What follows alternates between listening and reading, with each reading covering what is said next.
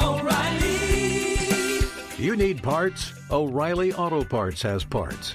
Need them fast? We've got fast. No matter what you need, we have thousands of professional parts people doing their part to make sure you have it. Product availability. Just one part that makes O'Reilly stand apart. The professional parts people. O'Reilly Auto Parts. There's nothing like snook hook sets at dawn or catching a tarpon in the moonlight. Find your next fishing trip made easy on fishingbooker.com and experience the magic of the Sunshine State or any other destination on your fishing bucket list. Book a blue water adventure in search of sailfish or go snapper fishing with the kids. With over 6,000 captains and trips to choose from, planning your next one just got a whole lot easier. Download the Fishing Booker app on the Google Play or App Store, or visit them online at fishingbooker.com to book your trip today. You ever get that feeling the walls closing in, the concrete jungle suffocating you? You crave some wide open spaces, the chance to connect with nature, maybe in a spot all your own. Well, head over to land.com. They've got ranches, forests, mountains, streams, you name it. Search by acreage. You can search by location. You can search by the kind of hunting and fishing you're dreaming of. Land.com. It is where the adventure begins. Oh, hey, everybody. Episode 94 coming right at you. This is a good one. It's the end of the year, right, Phil? Yep, it is. It's the end of the year. It's the end of the year, and so we're going to go quick right through this one. And you're going to hear about Game of Thrones. You're going to hear about The Bachelor. You're going to hear from Cam Haines and Steve Rinella. You're going to go to Berkeley with me. All in THC's Best of Volume 2. We'll say goodbye, possibly. We don't know. So work sharps, not so sharp moments. And we'll say hello to another poop story. Yes, you're going to love it. But before we get to any of that, we have to say thank you to all our sponsors from this year.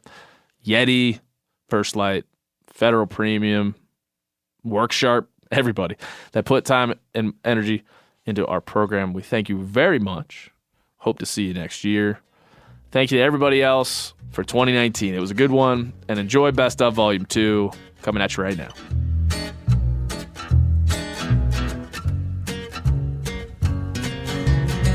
I guess I grew up on an older road. A pedal to the metal, always did what I was told. Until I found out that my brand new clothes came secondhand from the rich kids next door. When I grew up fast, I guess I grew up mean. There's 1,000 things inside my head I wish I ain't seen. And now I just wander through a real bad dream, or feeling like I'm coming apart at the seams. But thank you, Jack Daniels, number 7. Hey, everybody.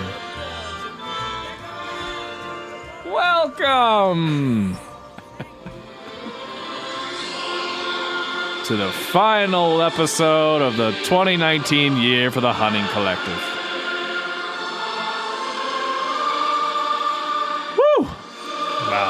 Wow. I'm not going to kiss you, Phil. Please don't. Stop looking at me like that. Put down the champagne. Volume 2 of the Best of THC. Auld Lang Syne. Tonight, you will sing this to someone, I think. Ben, do we know what Auld Lang Syne is? It's crazy that you ask, Phil. Oh, okay. Because I know this without reading it. Good. That's crazy that I know this. I thought you would. You know, what do you think that Auld Lang Syne translates roughly to? Old lobster sandwich. Perfect. That was it. And it gets smelly. No, it roughly translates to times gone by. Yeah. Which is nice. Sure. Did you know that Robert Burns, the great 18th century Scottish poet, transformed this old Scottish song for publication? And when he did that, Phil, he turned Auld Lang Syne into a very popular song around the world. No, I didn't, and I'm incredibly impressed that you just knew that. Yeah. Off the top of your head. Yeah, and it's something that I've been learning about for years. You did your dissertation about this topic. Yeah, when I was in doctorate. I'm a doctor now. Yep, since last week. I got my doctorate. This song was first printed in 1796. That's a long time ago, for sure. And he of course, lent some artistry to an old traditional song. And the next question you might have, Phil, is why is it so significant? You took the words right out of my mouth. Yeah, why do we sing it? Well, here's a brief story that I read many years ago, about the significance of Auld Lang Syne. You know, in World War I, it was a tough time, and this is poignantly illustrated. The power of this song was during the Christmas truce at the beginning of World War I. For a brief moment, the guns fell silent, and troops from both sides left the trenches to swap souvenirs and sing songs. Yeah. This is like that. Was there really a truce during World War I over the wolves? Yeah. This could all be. I'm just. They put down their guns and they passed the bottle around and sang songs. According to a letter from Sir Edward Holt. Okay. He was a Scottish guard. The British and German soldiers joined together to sing Auld Lang Syne during the truce. Mm-hmm. Powerful. Fending off wolves as they sang. Yeah. Shooting wolves. Just boom, boom, shooting wolves as they sang. The next question you have any other questions, Phil? Why do we sing it on New Year's Eve? Is that maybe the question you were thinking of? You didn't wonder? Nope. Well, who do we have to thank for that, you might ask? Sure. In 1929, Guy Lombardo and his band took the stage at the Roosevelt Hotel in New York City. I've heard of it. You heard of it? Mm-hmm. And they actually did that on New Year's Eve, which is a coincidence, I think, maybe. It was broadcast on the radio because, of course, there's no television. And then by CBS and NBC on radio. At midnight, as a transition between those two broadcasts, CBS and NBC, the song they chose to play was that old folk song that we've been talking about, Auld Lang Syne. And it stuck in our culture. Wow. Yeah. From that moment, we decided that's what we would sing on New Year's Eve. That's not really as exciting as I thought it would be. Phil is sleeping. Phil is going to sleep. No, I'm just being an asshole. Quiet, Phil. Feel it. Phil is now putting on chapstick. Stay away from me, Phil. God, he gives you all the feels. Da, da, da, da, da, da. All right, I hear we have another best of episode of THC, Volume 2. Volume 2. Happy New Year. Volume 2. All right. Welcome back to the actual show. Volume 2. Did you like that, Phil? Yes. Wow, I love New Year's. Do you ever drink champagne for New Year's, Phil? No. Sometimes I'll get the Martinelli's, the sparkling cider for the kiddos. I rarely buy champagne. That's why I like living in Montana, because we can celebrate. The ball drops at like 10, and then you go to bed. Mm-hmm. And at midnight, you're soundly sleeping. It's nice. In the bed with your wife. Not your wife, my wife. So what? Stay away from my wife, Phil. Got it, on New okay. Year's. Don't stay away from her. So yeah, Happy New Year to everybody out there. Thanks for spending 2019 with us. And we got Volume 2 coming to you straight from Bozeman, Montana. I hope all those facts stuck in your head, because I've known them for quite some time. It's that in no way did I just Google it and read to you from the There it is. There it is. Every episode of THC has an email notification from my laptop. And you're now all muted for everybody. So if you want to go back and listen to the best of THC, try to find all the moments where my emails started coming. If anyone wants to put together a montage of all the, because I'm not going to do it, but if you do, we will send you all kinds of free stuff. If anybody out there can send us a compilation of the email notification dings from all the episodes of THC, we will shower you with gifts. I will shower you with all the gifts that I have to give this holiday season. But this is Volume 2. And before we get to all the cool stuff that's in Volume 2, we have to wind down Not So Sharp Moments. It's kind of a sad So a little sad. It's the end of an era. It's the end of an era on THC. Uh-huh. Now, let me just say this. Like every good idea, it can be resurrected at any time. Mm-hmm. It can come back at any time. Mm-hmm. So while we'll say goodbye to it briefly now, it could come back. We hope it comes back because we sure do like Worksharp. And we thank them for all they've done for this podcast and being a part of your listening experience out there in listener land. And so we're going to try. There's no way really to close this out, Phil. I mean, there's no story that can encapsulate all the dumb things that you have done out there. The audience I'm talking to now too, and Phil, and me. I've done a lot of dumb stuff this year. Like some of the dumbest things I've ever done happened in 2019. It's been a real stinker. But we're gonna try. So Phil, play the jingle. Work sharp, not so sharp moments, sharp so you don't have to be. Okay. This is kind of an international not so sharp moment because Henrik is originally from Finland. And he put it in his name, Henrik, and then he just said pronounce like it's spelled. Well, that doesn't help me at all. Henrik. Yeah. I think that's what he means. Henrik. Uh-huh. If it would have been like Reek, it would have been Henrik, but it's Henrik. Mm-hmm. It's Henrik. So we'll also have to say goodbye to me mispronouncing your names during this segment. All right, here we go from Henrik. Hi, beginner adult hunter here. Oh, welcome to the club. He started last year bow hunting because as a chef, I started to feel like I wanted better and more sustainable meat to feed my family. And after watching lots of Meat Eater, Wired to Hunt, I'm just gonna put, he didn't put this, but I'll put, and listening to Hunting Collective and buying equipment I could afford, spending lots of time practicing archery, I felt I was ready to get on with my newfound hobby of trying to get some delicious deer meat. Being a city boy, I lived and worked mostly in big cities like Stockholm, Sweden, and then moved to Philadelphia to be with my American wife and start a life closer to her family and start one of our own. I had not been in a rural setting for the last 20 years, since a kid growing up in the archipelago near Finland. Fast forward, my wife took a job in Charlottesville, Virginia, and we relocated our family there. I thought, awesome, lots of public land, more tags, I'm going to be hunting until I shit camouflage, and we're going to be eating deer meat every day. So a couple of weeks ago, I got out early from work. It was beautiful weather outside, truly a wonderful, wonderful day. I drove to a spot I had been looking up on Onyx Maps of public land, a place I wanted to try. As I got there, no cars in the parking lot. It was quiet and peaceful. And I thought to myself, this is the day I kill a deer. After spooking a big 8 on my way in, I was super stoked to have seen a deer mid-gun season that was that big. After it started getting darker, I decided it's not going to happen today. So I started making my way back to the car.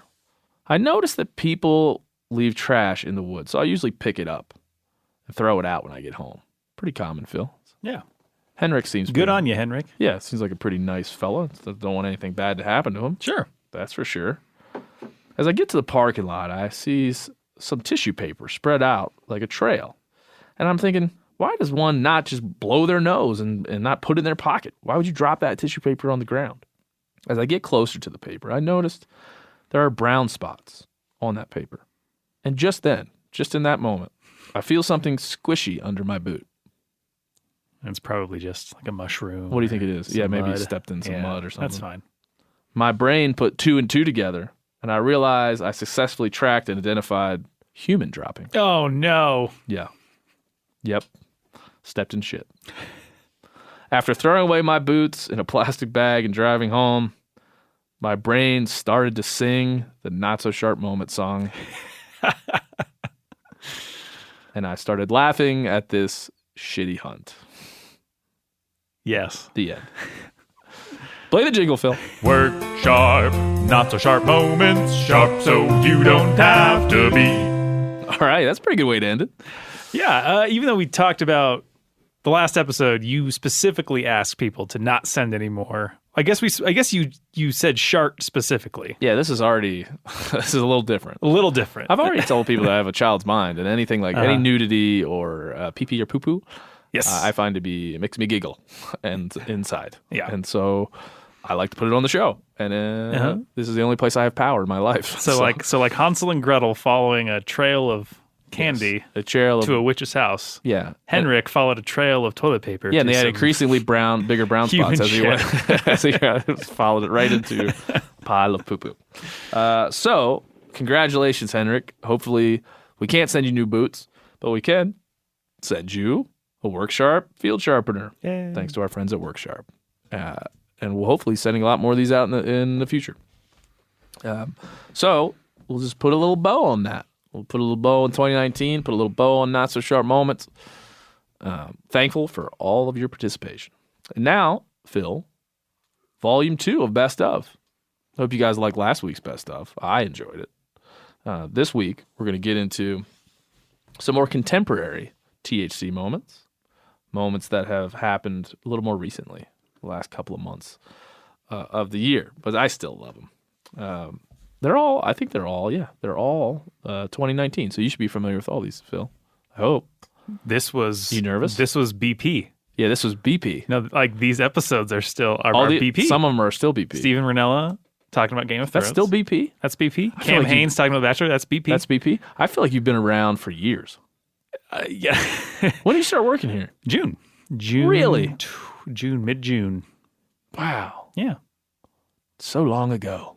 You were but a babe when you walked in the door. Mm-hmm. Some would say I still am. Yeah. This was prior to Skimpy McWeak Stash. Yep. Mango. Hey, did you see there was a news story where a police dog named Mango just like ripped the shit out of a child or something? No. You didn't see that? No. Yeah, that seemed like an accurate retelling of it. So yeah, look that up. Okay, rip the shit out of a child. Something like that. I'll Google Maybe that. it wasn't a child. Okay. But like something like that. So yeah, that was the THC News Minute. Do a little sound effect. THC News Minute. That was it. So go look that up. All right, we're gonna get to the best of THC Volume 2, and now that there's moments. Volume 1 was a little serious. It was I was trying to be poignant. Hopefully, I achieved it. But in Volume 2, we're just gonna kind of move through some of the moments that I enjoyed the most. We're gonna start with maybe the quintessential THC moment, explaining Game of Thrones to Steve Rinella. I have a couple emails here. That's the one most emailed in moment that people have requested. And I think as we go into the new year, Phil, it's important to understand just the differences we have culturally, maybe physically, I don't know. Mm-hmm. Some people are bigger than others. Sure. Some people are smaller than others. Yeah, some people like episodic dramas. Some people don't. Some people like fantasies. You love a nice elf or some shit that has a sword. Love a good elf. Love a good troll. Yeah, you sure. like a good a laser gun. Laser guns, top notch. Top tier entertainment there. You like it all. Uh-huh. I can't say I don't enjoy a nice superhero from time to time. But you know who doesn't? Steve. Yep. Doesn't like it. And so if you haven't heard it, you're about to hear Annie Racer, our VP of production here, a big-time Game of Thrones fan, and myself trying to explain the ins and outs of the show Game of Thrones to Steve Rinella. And if you've ever tried, this is right around when the season was the last season was ending earlier this year. If you ever tried to explain something like that to someone is not aware of any part of it, it's impossible, and you end up sounding like a weirdo. Mm-hmm. And so I won't go any further into it, but that's what happens here. And hilarity ensues, at least in my opinion. So, enjoy a little Steve Game of Thrones. I guess I grew up on an older road, a pedal to the metal. I'm joined by one Steven Rinella. Which is in the future. Yeah, it's in the future. Let's be clear. We're not recording it as you're listening to it. That's not how it works. I had someone write in and ask me that. Are you recording it live? I'm like, no, I'm just saying the date that's going out. We're here in the Meat Eater offices in Bozeman, Montana, and we're going to run a sneak attack on Steve real quick here. Please. We're also joined by Annie Racer. Racer. Racer? Mm-hmm. Like racer. Like Yeah. Like she is a speed racer. Like car racer. Like car racer. Ski racer. Annie, is this your the VP of production here? You're behind the scenes a lot. like films like Stars in the Sky and other the Meat Eater television show. Behind the scenes. You're behind the scenes. Is this your first foray into actually being out front?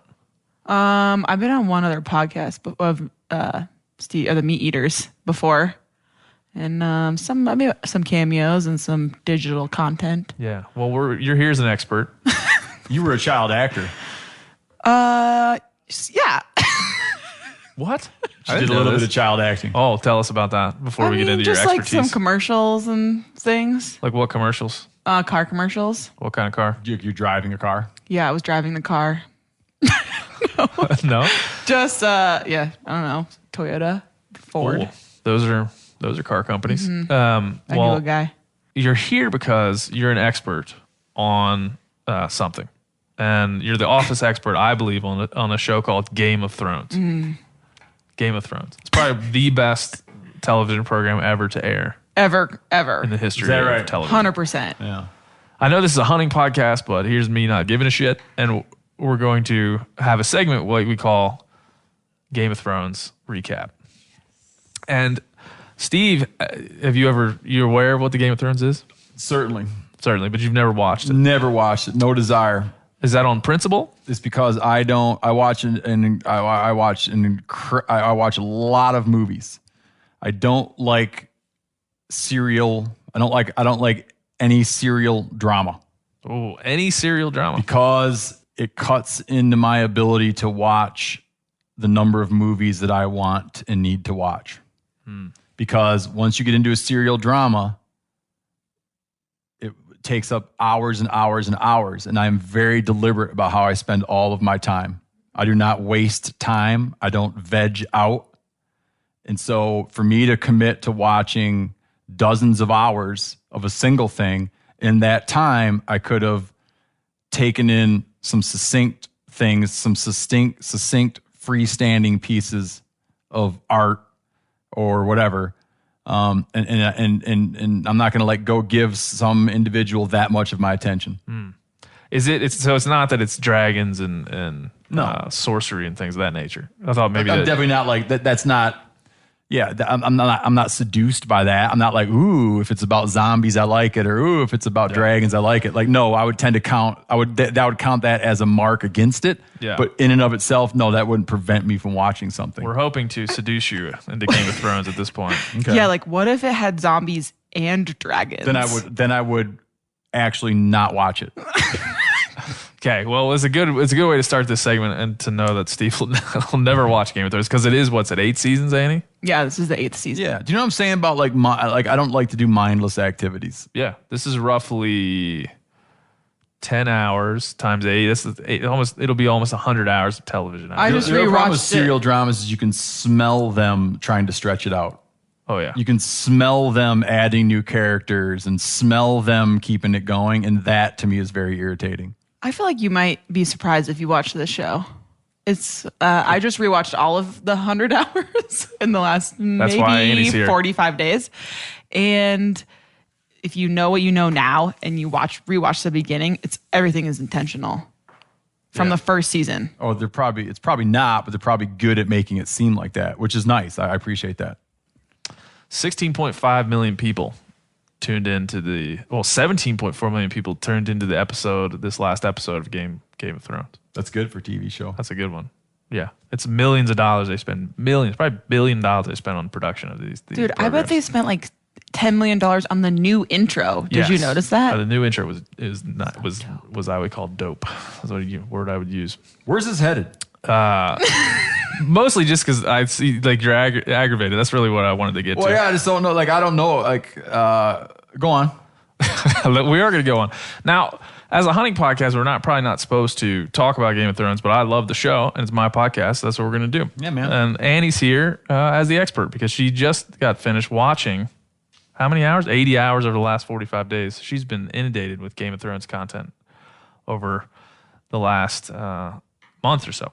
And so So how many hours have you spent watching TV at night? I mean, I go home and I turn it on and do some stuff or do more work, and I'm like, I've seen all of them already, so I'm just catching up. Are you the kind of person who leaves the TV on in their house just to have it on? No, Okay. I'm just trying to catch up. Is there anything I missed here? Yeah. The subtleties of this wonderful And there were things. show. Okay. Now, Annie, set us up where we are right now in the series. We're entering the final season of Game of Thrones, which I'm very excited about. Yeah, so it's the final season. Everyone is still basically at war for the Iron Throne. And meanwhile, the White Walkers are ascending. I can't even. Are those like zombies? Yes. Yeah. Oh, okay. Zombies are coming. But they're like snow zombies. And they, anyway. No. Steve needs to know this stuff. Snow zombies. I don't know how detailed I can get here. The easiest way to describe it is, there's snow zombies. Okay. But if you want me to tell you how do they become one? You get bit? Yeah, you get like bit or like stabbed by one. Yeah. Or and you have like a little transformation, and you like, yeah, and all or of a you sudden die, you turn into one. and then Yeah. you open Blue your eyes. eyes. And Blue your- eyes. Yeah, your eyes are blue. Blue eyes. So they did a little twist on the zombie thing, like this infectious problem. And the zombies live north of the wall, which is a giant ice wall that was constructed by the humans to keep out the zombies. What do you mean they built it out of ice? It's a wall made ice. They took hoses and turned it on there until they froze There's it up? also some magic. It's a magical wall. Yeah, it's a bit of there's some magic in the wall. The wall, how they build the wall? I don't know. Bran the Builder built it. Why don't the guys just melt the hole through it? Well, that's actually what happened. Oh, okay. So what happened is Climate change? now the ice. This is the most entertaining that any podcast has ever been. The Daenerys Targaryen, who is the Dragon Queen, came over from the other side of the world to fight China? Basically, the China She's of basically Game like of in the Thrones, Middle Westeros. East or Africa most of the series, and then she comes over to like Europe. And she gets lit on fire in a funeral pyre, and when the fire Like an accident? On purpose. on purpose, okay. and when the fire burns out, she's completely nude, but she has baby dragons because in the fire were dragon eggs. So she has these baby dragons, which are the only 3 dragons that exist in Westeros. So she which goes is to a funeral, Yep.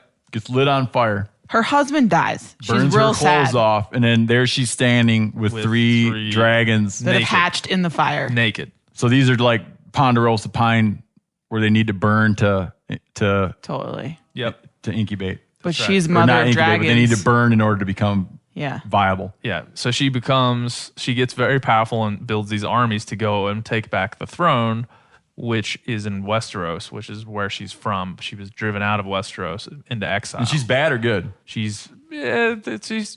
don't know right Questionable. now. It's questionable. She's Okay. mostly good, but So- she shows some signs of maybe not. Skipping ahead like 70 hours. She Oh, so that was all pre-story. That's all pre-story. That's the first if season. you skip ahead 70 hours of content, you get to the point where her and Jon Snow, who was a bastard of Winterfell, what we found out in this last episode. You're using bastard as in like he sired a child. Illegitimate. Okay. Yes, any You feel the illegitimate children child. are illegitimate?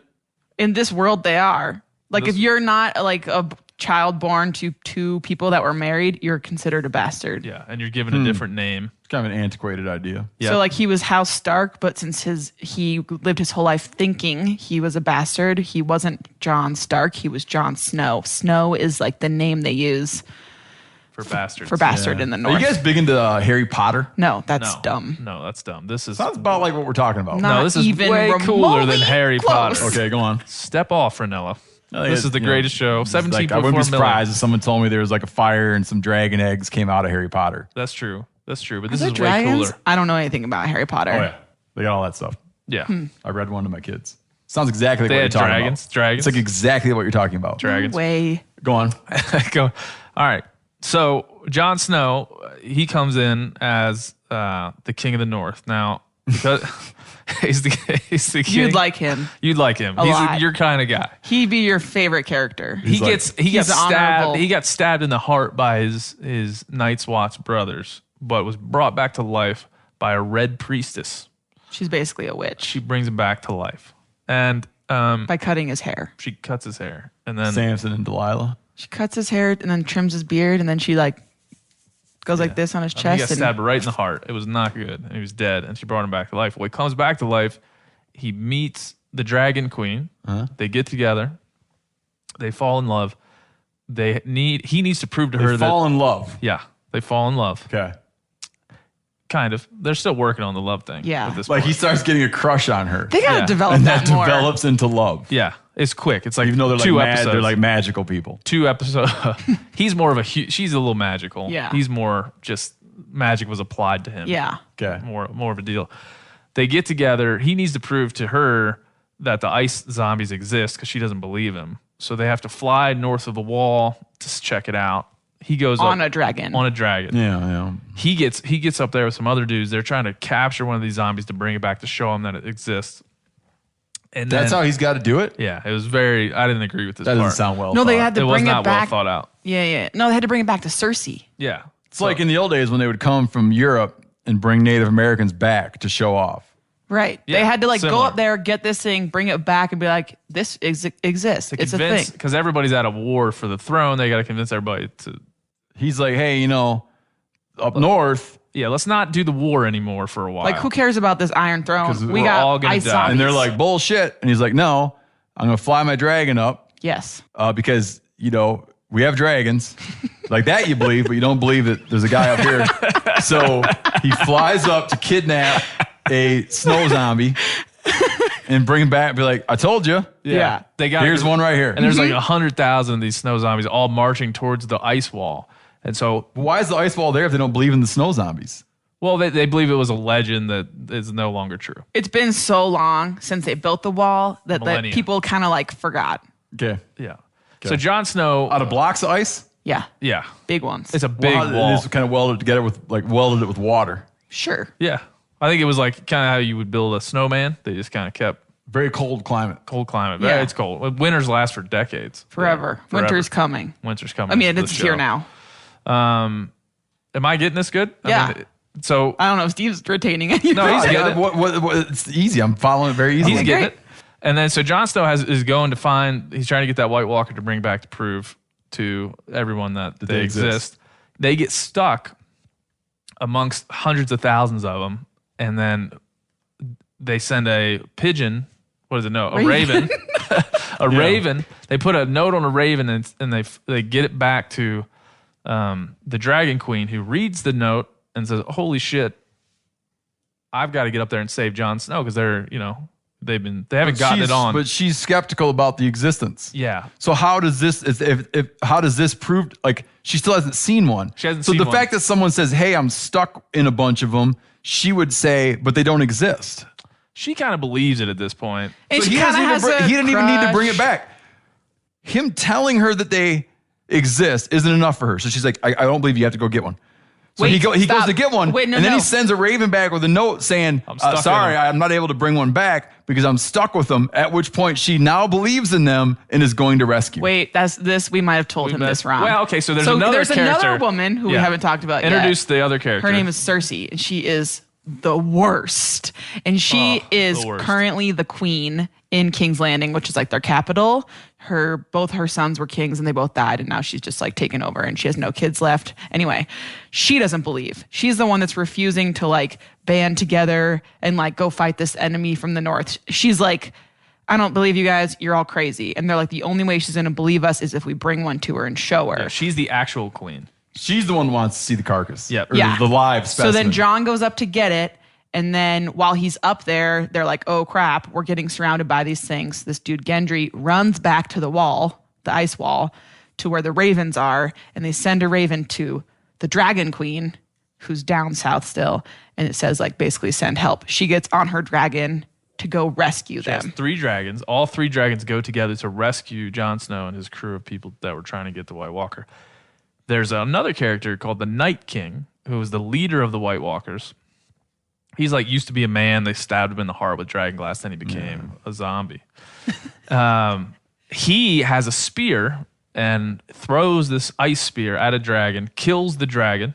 And then he has powers to bring the dragon back to life, so it becomes an ice dragon. He then gets on the dragon, flies it to the wall, and uses blue fire to bring down the wall. like the dragon breathes it out. Yeah. Breathes out the blue fire. Got it. And the wall And then comes everybody- crashing down. The wall comes crashing down, and then everyone goes Just melts or crashes down? Crashes crashes down. Okay. And then all of the The whole damn wall. Or just Yeah. a little gap. it's a gap. It's a big gap. It's a gap. All, like hundreds of thousands of people then not people, they're zombies. They walk through it, and that. Have you guys seen the World War Z or whatever that's called? Yeah. Yeah, like when they break the wall of Jericho or whatever, the wall surrounding, not wall of Jericho, but the wall surrounding the zombies. They kind of stole that from the zombies are trying to get through the wall that surrounds Israel. Similar. There's a lot of similar. They draw. Yeah, all the low hanging fruit's been picked. Yeah, there's not. So they stole some shit from Harry Potter. They climb on top of each other stole some to stuff get from Lord of the over the Rings. wall. This is one, not like that. They just march through it. They also have a slowly. They also have a slow zombie walkers. giant that's in there too. Yeah, Goliath. They stole that from the Old Testament. Mag the Mighty. And so that's what's happening right now. And what do you think of this last episode there, Annie? I feel like it was a little tame. It was setting the groundwork for all the stuff to come. Yeah, we're in the final season. So there's a lot of... It was a lot of reunions. It was like 50 minutes of people because everyone's been all over the place, which I think is important for what's going to happen. Yeah. But I'm excited. now they're all they're reuniting. It's like the team coming back together. Yeah. They stole that from A-Team. But Yep. This is fantastic. There's like a dwarf who used to be married to the Lady of Winterfell. They were forced to be married by the dwarf's father, so they got back together. There was a magical face-changing girl who used to live at Winterfell. She got reunited with the Hound, who had her as a captive for a long time. I didn't get what I needed out of that reunion. Yeah, me either. They needed to hug it out. Some real bull. So yeah, we're going to continue this segment. Steve's probably not going to come back for it. Yeah, No, I'll his come face back. I'm doesn't into look I think there's two kinds of people in this world. me and Ben and you. There's kind of people who think you can lump everybody into two categories. All right, there's two kinds of people in this world. From what you guys are telling me, like if I was going to put not two kinds of people, but two kinds of people who like film and television. I think there's the David Lynch people and the Dragon people. I'm a David Lynch guy. See, I would consider I think this myself sounds both. entirely incompatible with a mind. I think a mind that appreciates David Lynch. This sounds like incompatible material. We're talking about intellectual cinema and more fantasy-based, less intellectual. I would say that Game of Thrones has done for fantasies what no other fantasy has done. It's like made a lot of people that don't like this kind of stuff interested in it because of the character building and the writing. Yeah, like I'm not that into fantasy. It's not my genre. Me either. I've never seen many Lord of of the Rings. Hate it. Hate it. Well, yeah. Harry Potter. Well, ugh. the books or the movie? I never The read books the are really. books. I took a class in high school that all we did was read Lord of the Rings, and we looked at it through the lens of World War II and the Nazis. That sounds interesting. Dude, it's really unbelievable, and it was heart wrenching to see some of the films that came out. The films were real bad. And so, I'm into it. I would not say it's my genre. It's like the only thing in Definitely that not my world genre. I watch. It's definitely not. There's nothing hunting related, but it's something. They do some hunting. They do a little bit of hunting. It's a big part of my life right now. Me too. Not Lord of the Rings, but Game of Thrones. Game of Thrones. Yeah. Big part of my life. All right, Every great. Sunday. I'm glad you guys I'm glad you guys have found something you enjoy. I mean, No. to be honest, in all honesty, as you're describing it, it sounds really silly. I accept that there's so much more complexity to it that it's probably not silly, but it sounds silly. Yeah, I can see that. I Throwing wasn't a believer throwing either. icicles at dragons and whatnot, and Yeah. having a fire and getting the eggs out of it. Yep. The queen flying in on a dragon. The rest Well, of the that people. part is a little too much for everybody. Well, but this last episode, Jon Snow actually flew on a dragon with. You remember the scene in Tombstone? Don't we know a guy named Jon Snow? Yeah. We do. Yeah, he lives here in town. That's what I thought. It kept messing with me. Yeah. Yeah, and we're always, whenever we hear it, Whenever we we're all see like, Jon Snow, we're like, look at that guy. That's Okay, the same good. as the thing. now you because- get the joke. But so Yeah. you remember the scene in Tombstone where Wyatt Earp rides with his lady No. interest. They ride horses together and they're like off into the distance and their horses are kind of in heat and playing with each other. It's like a nice Hollywood trope of like, we're in love, and we shouldn't be. So This playful. happened in the last episode with Jon Snow and Daenerys Targaryen, the Dragon Queen. They rode dragons together. And the dragons were.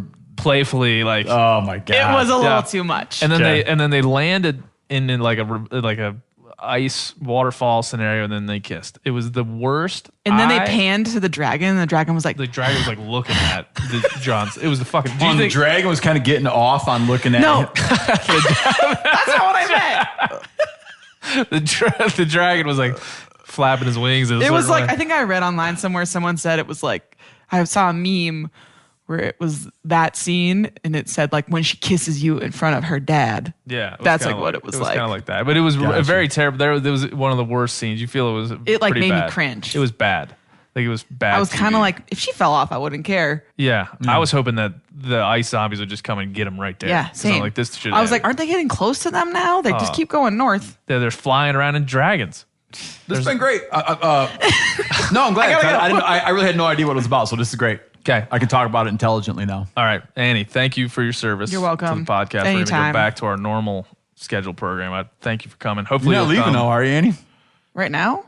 You're going to come. You're going to stay, but thanks for your expertise. Oh, okay. Thanks for your expertise. Well, when we get back to the regularly scheduled program. Really? Because I'm glad. Because now when people bring it up, I'll be like, oh, yeah. I know about that. I like the part where he throws the icicle at the dragon. I like the kissing part. Me too. I like it too. If you want to come over Sunday, like sometimes I thought I'll be gone.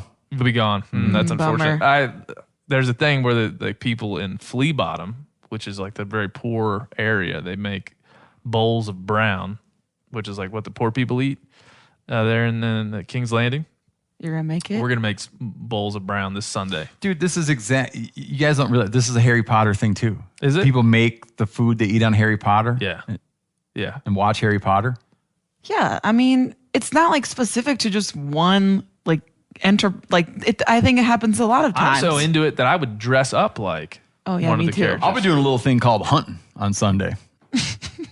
What are you going to do this Sunday when it gets dark? You're going to come over when it's done hunting. Do a little thing called sleeping. I made a poll for the whole office, which only like 11 people participated in. There's only 20 of us. That's pretty good. And it's it's everyone that's still left remaining, their name, obviously, if they live or if they die, who killed them, and if they turn into a White Walker. And then there's like 3 different questions at the bottom. Did you get my form? Yeah. I sent it in right Yours made me really upset, by the way. Why? Because you said all the Starks died but Bran, barf. And then you said something else. I was like, what? Yeah. There's a strategy there. I don't want to let it out right now. It was deeply upsetting to me. I think I'm going to win.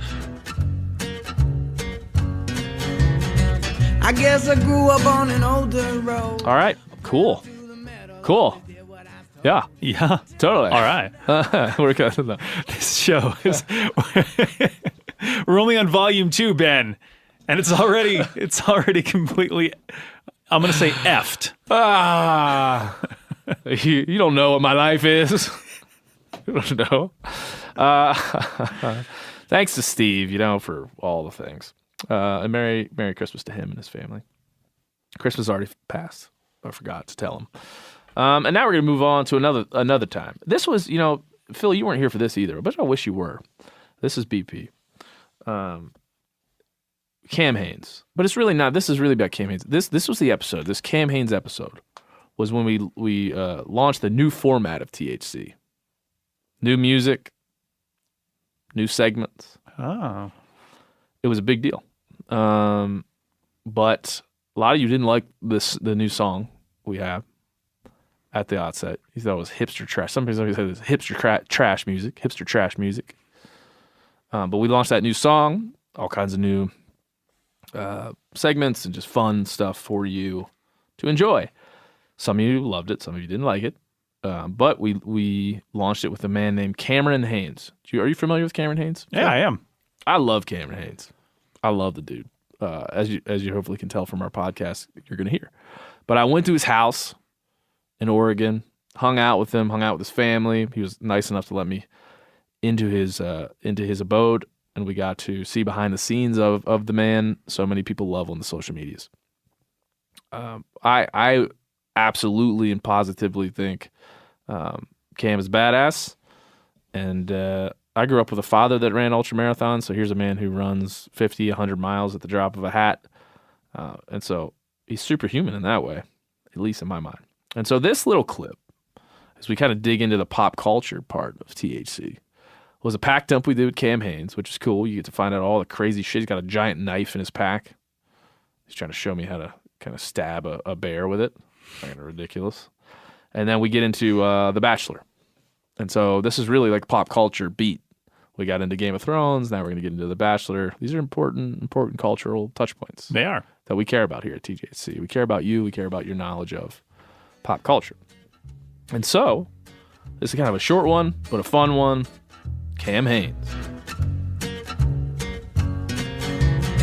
I guess I grew up on an older road. A pedal to the metal. Dude, we're in your lair. We're in like This is it. We've transported from the inside of the house into like your upper hunting lair room. Cam. At some point down here below us is going to be a trophy room. Oh no, because I'm a trophy hunter. But right now, this is just kind of where all I'm going to pick up. We're filming this too, so I'm going to pick up the camera so everybody can see what's going down. Yeah. So we can see all your trophy room on the floor. Yeah. Yeah. We got the wall space cleared out. It's all on taking up floor space. All right, we're going to do a quick, like this is a segment. I'm trying out all these new segments where trying to make things interesting. So this is called What's in Your Pack. Okay. It's generally where you just pull shit out of your pack and then you tell me what's really going on in there. So this is what it looks like here. Right. So this is what I would take on a hunt if I'm traveling out of state. And there's just random stuff in here. Like if I just pull something out, well, here's some. This used to be a full set of Allen wrenches. Oh, now there's one Allen wrench in there because they're probably in the bottom of this bag. We all have that Allen wrench set. Hot hands. Hot hands. That's interesting. Yeah, everyone needs those. Broadheads. Those muzzy trocars. That's what's up. Let's see what else we got here. Underpants. Underwear. I'm assuming clean, but I'm not gonna judge you. No, I don't want to check. I'm not gonna judge you. Quiver. Extra quiver. That's like a half of a quiver. Well, yeah, I always worry about breaking. Like if you break your quiver on a hunt, that's you got to have. There's no just bueno, certain things you got to have. You can't just put arrows in your pocket, in your back pocket. So I always take extra about that. quiver parts. What's this? Mind Bullet. Are these vitamins? Pre-workout. Yeah, somebody gave me this. Some kind of yeah. So a little. Here's the other part of the quiver. Okay, half the quiver. Oh, a bear knife. So when I go bear hunting, that's legit. Oh, this would be sticking in the tree. Is that got some fat on it, like a little tallow? My knives are usually like this until I go hunting again. So yeah. See, everybody, you're normal too. I guarantee you still have guts on your knife from the last hunt. Yeah. Let's see here. Cam does the same thing. Let's see what else we got. Chapstick? Yep. Is that lip zips? What kind of chapstick is that? We get a shout out to see if we can't get a sponsor. It says Under Armour. Oh, Under Armour chapstick. Yeah. You've gone too far, Under Armour. I know. You've gone too far. Oh, of course, everybody knows what these are. Wet wipes. Wet wipes. The bidet of the woods, I call it. Yeah. The bidet of the woods. That's important. That's important. These are from John Dudley. These are from Lanai. John Dudley knee pads. Yeah. And I was crawling around so much, and he had killed like 20 deer already. So I said, hey, can I borrow those knee pads? Crawled around, killed a couple bucks. So thanks, John knee Dudley. Pads. And the thing about Lanai you'll find is that every damn thing you have from Lanai is red, from red dirt. Yeah, that red dirt right there. You cannot, you remember that always. There's nothing you can do. Got a rangefinder. Oh, yep. Got to know how far things are. And in here, we got some Swarovskis. Ooh, they've been through a little bit. Yeah. They've seen some Swarovski ELs. Those are some nice binos. This is a Camelback. Drinking apparatus. I like it. What else we got? Oh, we got a quivalizer part right here. I guess we got another spare quiver. You never know. Is this something you could just zip this bag up and be gone? If dude. you break two quivers, then you're really screwed. I feel like something really good is going to come out eventually. Think so? No, I feel like we got some good stuff. Let's see what This else. is exactly how I pictured it. It really is working well. We got. Actually, I didn't know I had this. This is sponsor alert. Yeah. Spot hog. Keep hammering. Keep with a hammering. boa. Yeah. Keep hammering. Trigger release. I'll probably end up giving that away to somebody. and we're gonna end with this. We're gonna end with this. What is this? This is Holy one of my moly. friends in the Marines gave me this. Oh, dude. I keep hammering K-bar. I gotta get a little zoom that in, dude. See that right there with my name on this side. And that's from street fights or bear attacks. What bear, are we like? This is going to be my bear hunt knife. I mean, look at that. So you got the I explain how you do this on the podcast, but the left arm in the bear's mouth, this under its armpit into the heart. You got to watch. Do you want me to do it on you? No, I'm good. I'm good. So bear attack. Yeah. So we've all seen Anchorman, bear fight. You know what's up. You coming deep. So yeah, I think that's a good one to end Somebody, on. hopefully, yeah. Thanks, James. He gave me this knife. That's the first time we've done What's in Your Pack, and that shit was fantastic. Yeah, that was blew up. well done. Okay, to end this out, like we got to finish this up. We've talked about some serious stuff, but now your wife was showing me that you guys watch a television program called The Bachelor. Is that true?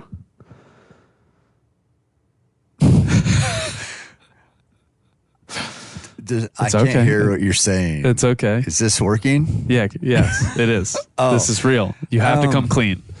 Bachelor? What's that? It's a show that I saw that your wife was watching. She admitted to me that we just watch it every Monday, and then every Monday season finale, which has been like the last 3 nights. Yeah. Who you rooting for? I always tell her I'm going to put an application in because I always feel like those guys are kind of like big pussies, and I'm like, they should have a hunter on there. Yeah, they should. I am married, so I don't know if that's going to screw up the concept of the show. It might throw a wrench in there, but it's TV. They'll figure something out. I thought it'd be a nice twist. If your wife would come in halfway through and be like, what the fuck, Cam? Who are these girls? Who are all these girls? Be like, honey, we're making a show. Yeah, what are you doing? I'm going to be famous. Yeah. So you don't have any like, The Bachelor's where a dude has lots of ladies. Yeah. You don't have any like lady you're rooting for in this go around? I don't know. I kind of like this one because the Bachelor at the end, he had it switched around on him because normally he picks the ladies. They're all crying because the ones don't get picked. Well, the one he wanted to pick, so how it showed then, he's supposed to ask one of them to marry him, like they get married, right? It's like they have like a fantasy night. Serious stuff. Well, he was going to ask her to marry him, and she was going to say she wanted to go home. She wasn't sold on him anymore. Buddy. And so then he was like, tables were turned. And so then he was like pulling out all the stops, he was shaking. He was so upset. And she's like, are you shaking? So I feel like he sort of lost his man card there on that one. I mean, if a dude's so upset he's shaking. On a show where he could pick from Basil of beauties, as they say. Yeah, I don't know. It's it sounds like a very stressful show. But anyway, that wasn't the season finale that he was shaking on. That's what's on right now. So. Oh, dude, till we go and we gotta get in our footy pajamas. Yeah, make some popcorn, make some hot cocoa, and really get into The Bachelor. Yeah. So that's the next stop. All right, brother. Well, thanks for having me, and I can't wait for our slumber party. I guess I grew up on an older road. There he is. Cameron Haynes, the man, the myth, the legend, straight out of Oregon. O'Reilly Auto Parts are in the business of keeping your car on the road. O'Reilly Auto Parts offer friendly, helpful service and the parts knowledge you need for all your maintenance and repairs. If you're confused about what part you need, like what wipers are going to be the best, what replacement headlights are going to be the best, go into O'Reilly and talk to the people that work there because they're great and they're super friendly and they'll get you squared away where you walk out knowing you got the right thing. They've got thousands of parts and accessories in stock, either in-store or online, so you never have to worry if you're in a jam. Do you need your windshield wipers replaced? You need a brake light fixed? You need some quick service? They'll help you find the right part or point you to the nearest local repair shop for help. The professional parts people at O'Reilly Auto Parts are your one-stop shop for all things auto do-it-yourself, and you can find what you need in-store or online. Stop by O'Reilly Auto Parts today or visit us at O'ReillyAuto.com/MeatEater. That's O'ReillyAuto.com/MeatEater. There's nothing like snook hook sets at dawn or catching a tarpon in the moonlight. Find your next fishing trip made easy on fishingbooker.com and experience the magic of the Sunshine State or any other destination on your fishing bucket list. Book a blue water adventure in search of sailfish or go snapper fishing with the kids. With over 6,000 captains and trips to choose from, planning your next one just got a whole lot easier. Download the Fishing Booker app on the Google Play or App Store, or visit them online at fishingbooker.com to book your trip today. You ever get that feeling you're stuck inside staring at screens and a primal urge kicks in? You crave wide open spaces, fresh air, the chance to connect with the land.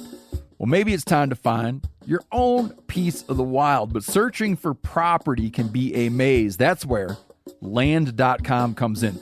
They got millions of listings across the country, from mountain ranches to hidden fishing holes. Their search tools are like a seasoned guide helping you narrow down what you want. Land.com isn't just about buying and selling. It's about finding a place to hunt, fish, explore, or simply sit by a campfire and listen to the crickets. So head over to land.com today to turn one day into today, because trust me, there's nothing quite like the feeling of standing on your own piece of earth. Now, this all ties together. I didn't even intend it to tie together, but it all ties together, Phil. You want to know how? How? Well, after we were done recording with Cam, I drove up to Portland, I want to say it was. Yeah, I think it was. We did a Media to Live podcast in Portland. And there were like some protesters, some animal rights protesters hanging around that show. And we got to talking to him a little bit, and I realized, like, I think I might want to explore this mindset a little bit more. I've written it off for my entire life, thinking that these are crazy people. But it's not like this mindset, this ideology is going away.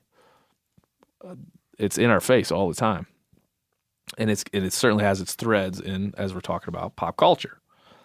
So I experienced this through some quote-unquote protests of our live show, and was determined to kind of go back to the belly of the beast, which I feel like is Berkeley, California, and explore these ideas and maybe come face-to-face with why my own ideas are right or wrong, and at least hear people out on why they think this stuff when it comes to animal rights. And so I went to Berkeley, California. This is PP? Yep. Yeah, you were here for this. This is about when I started. Oh, so you were introduced to THC with a little bit of this. Mm-hmm. What'd you think?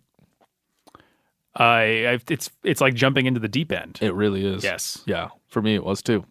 So what we're going to hear now is kind of a wrap up, a little compilation of my time in Berkeley, California.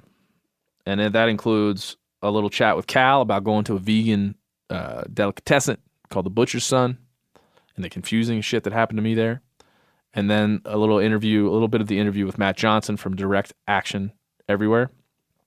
They call it DXE. I went to the Dingo Den, to Animal Rights Den. I don't know why they call it a den. It seems weird. There's a lot of dogs there, though. I'll give them that. And then I talked to Robert C. Jones, a vegan philosopher and professor. That all happened. I think it probably changed the course of this podcast because it was so well received and it was so impactful to everybody that wrote in and commented wherever that ended up.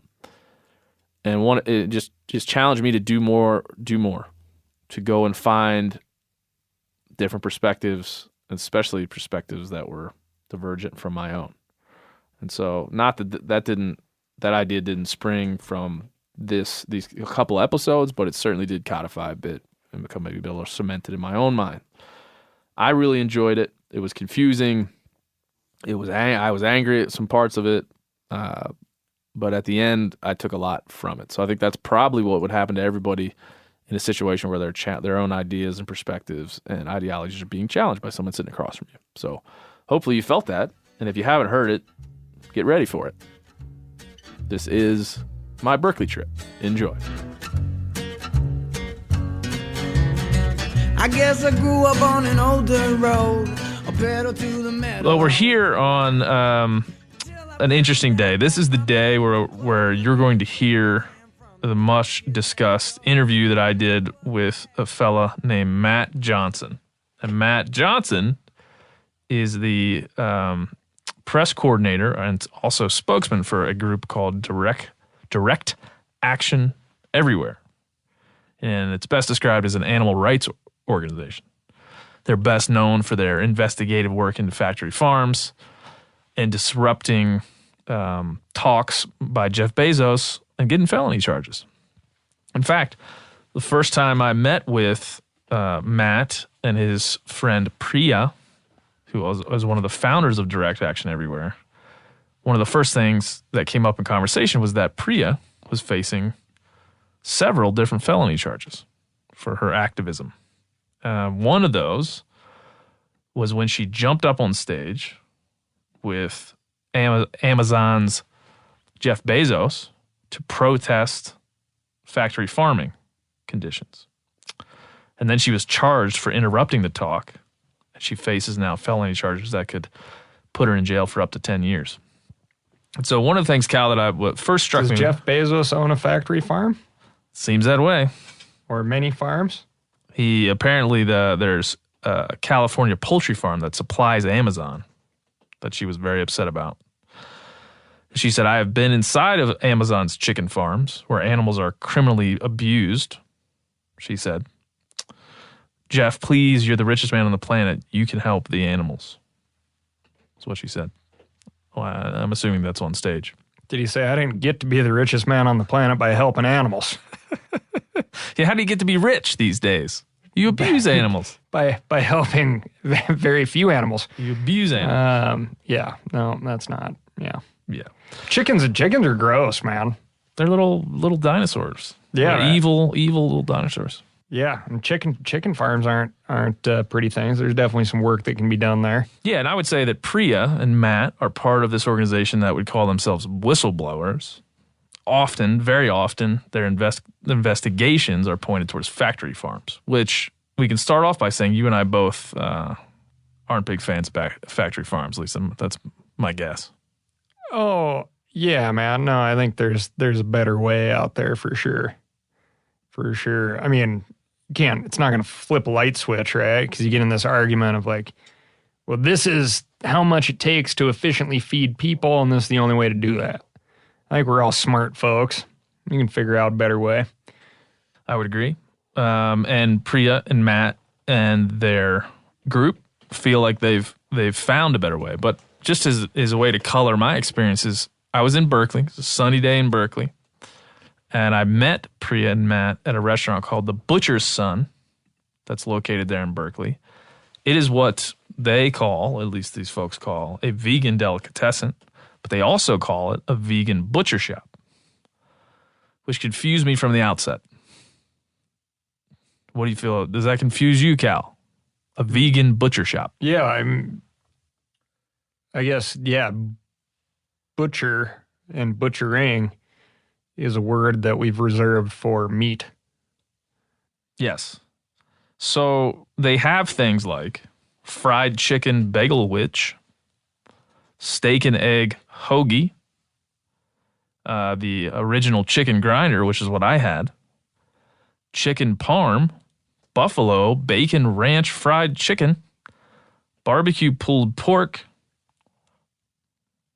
BLT, lemon chicken, I can go on, lemon chicken pesto. These are all... None of this has chicken? None of this has meat. Yeah. None of this has meat at all. I had this really bad joke. My cousin used to do a lot of stand-up comedy, open mic night stuff back in his college days. I gave him this joke on, things like that, where I just don't feel... So, like, if that part of not eating meat, if it was set up to, like, listen, I desperately want to eat meat, but my convictions are such that I have to get as close to it as possible without eating meat, and that was, like, the mantra, the public message, I could make room for that type of establishment. However, that is not the messaging that I hear the most. By far and away, it's like, no, eating meat is wrong. Then why do you go through great lengths and effort to transform what you do want to eat into something that resembles the thing meat? You don't want to eat. The thing that you don't want to eat. So I had this terrible joke that involved, like sexual preference. Right? This ought to be good. And it was like, no. That's not what I'm into at all. But excuse me while I eat this thing that resembles that thing. But just so there's no confusion, I'm not into that. Cousin on the college circuit did well with that one. Did he do? Yeah. Did he do good with that one? Yeah. And it's just like the righteous indignation, right? Of like, no, it's wrong to eat chicken. What are you eating? I'm eating a chicken Parmesan sandwich. And here's the thing that maybe was the most worrisome to me. Because there are some ingredients in these dishes or sandwiches that are unlisted. Not only are they unlisted from the title of the sandwich, they're listed within, when you look at the description on the menu, and this is all I have to go on. I've never met the owner of this place. Like usually when you go to a place, it has all the ingredients listed of the meal you're about to eat. So they have a steak banh mi. It says served on a soft hoagie with seasoned steak, sriracha mayo, cilantro, garlic, fish sauce, fresh jalapeno, shredded Savoy cabbage, and carrots and cucumber. It says seasoned steak in the ingredients list, right next to things like cilantro, which are actual things. It is the most confusing. Now, I asked another guy that you'll hear on the podcast next week. His name is Robert C. Jones. He's a vegan philosopher. And you'll hear his kind of, I don't want to spoil it, but you'll hear his reasoning for why someone might do this. Just to boil it down, he feels like you're changing what the word chicken means if you're using it to describe things that aren't actually what we today understand as chicken. You are functionally changing what chicken is. Everyone eats chicken, but if chicken isn't just chicken, then that opens up the definition of the term and what people might accept as chicken. It's interesting. Chicken's the most consumed protein in the U.S., right? That's right. And so that was his explanation of goat this. is the most consumed protein worldwide, I think. That's what Cal brings to these conversations nowadays. Now that Cal's Week in Review is going, your interjections of like really hot facts has gone up, I'm going to say 10-fold, maybe 20-fold. It's impressive. Yeah, I'm going to start hiring myself out as like a ringer for pub trivia. You cover all my cocktails and... Or you just come over to people's, if somebody's having a boring family member over or like having a boring family get together, Cal will come to your house, sit at the dinner table and just say, did you know, every once in a while when the conversation gets stale. If you don't have a know-it-all uncle, I can be that know-it-all uncle. He can. For the low price. $100 an hour. It's easy. Anyways, this is how I was first introduced to these folks. Nice people, let me just say. Matt Johnson and Priya, don't know her last name. We had a nice lunch. I ate the chicken grinder sandwich. It tasted like a sandwich with stuff on it that looked like meat. And the biggest thing I thought as I was eating this, and regular listeners to the old show will know this, that my wife and I had this thing where she was asking for more white meat. And so then I made this mission to kill 10 turkeys a year because I felt like after some calculations that would be enough white meat for us to carry on through the year without having to buy some other white meat at the store because I'm pretty dedicated to not buying meat from the store or store-bought meat of any kind. And so I just thought, well, I would rather eat this faux chicken that was in this chicken grinder than some factory-farmed Purdue meat. I would eat this before that because I would feel better about it. So the point I made to them, and I made it to Robert C. Jones as well, and you'll hear it next week, is that I would rather you just call this what it is. So then I can better understand it and it could be better useful in my life because I would rather eat faux chicken wheat filler or whatever this was because it doesn't say on the menu what it was. It says there's soy and wheat in it and tree nut. I would rather have that than some factory farmed chicken. Yeah. But it's very confusing. Well, yeah, man. That's kind of been the burr under my saddle on this stuff is like, if you're real proud of your life choices, why are they masked in things that you apparently despise? Yeah. And I'm telling you, the dude at Burger King's getting a chicken sandwich. He knows it. And at Chick-fil-A, there's a picture of a chicken on the bag. So there's no way you can miss that. In this, I looked on their website. I looked at all the information I could find about the butchersvegansun.com. I went all over that thing. And I'm trying to find where they list what the actual chicken is made of. And it's not there. It lists grinder meat one time. And it lists the allergens being soy, wheat, and tree nut, like I said earlier there. But it doesn't say what the chicken is. So I feel like I thought going to Berkeley would be strange because this is just not, it's kind of the epicenter of a worldview I don't know intimately, that maybe I don't agree with, but at the very least would seem strange to me.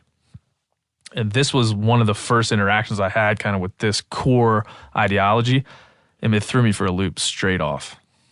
Didn't really understand what I was looking at, what I was eating, or whether I was missing something at the core of this that they were seeing that I was not. But I never did get much of an answer.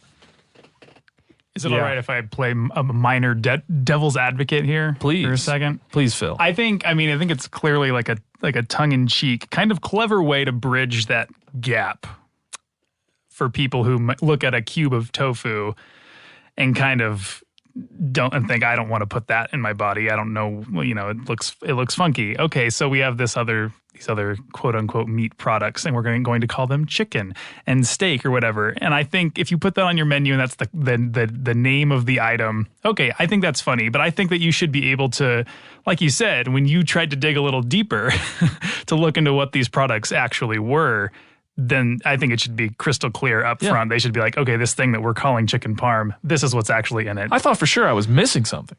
I thought for sure I was missing the point. Yeah, because there is this, we used to get these giant puffball mushrooms during branding.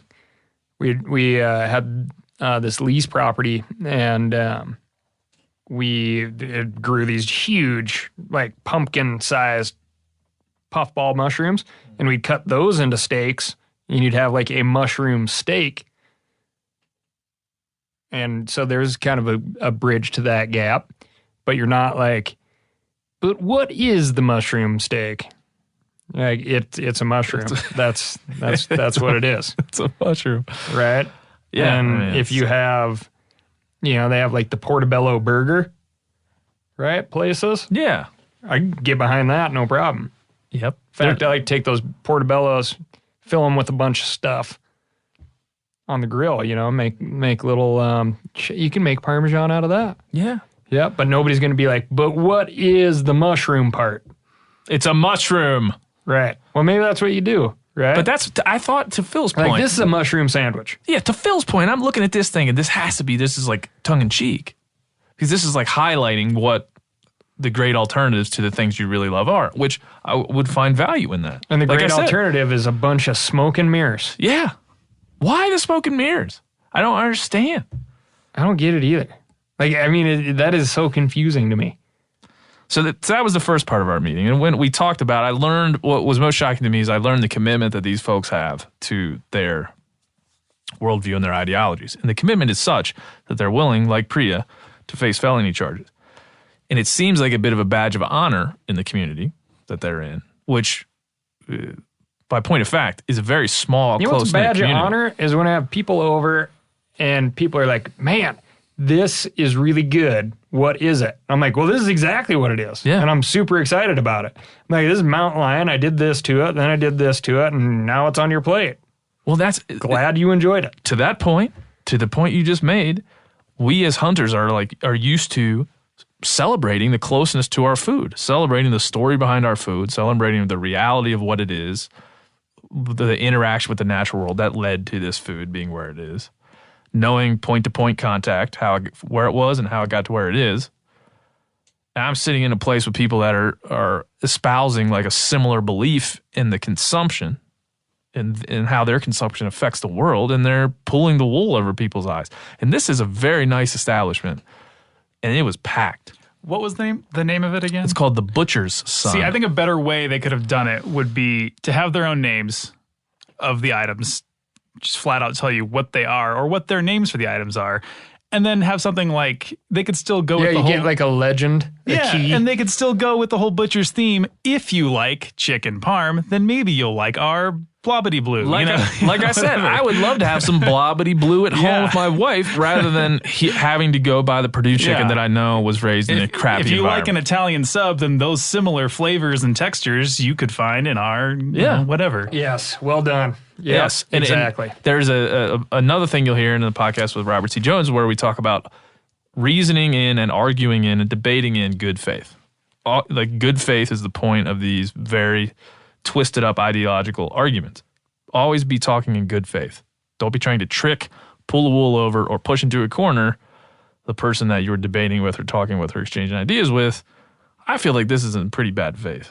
Well, it's interesting too, because man, if you're going to feed masses of people, like doesn't matter what, like if soy is the base of that, that's coming at a cost. Yes. You know, I mean, it is. And we're seeing it like there's a lot of cases right now where it's like, oh yeah, soy production's up. So we're going to, you know, slash and burn a bunch of rainforest.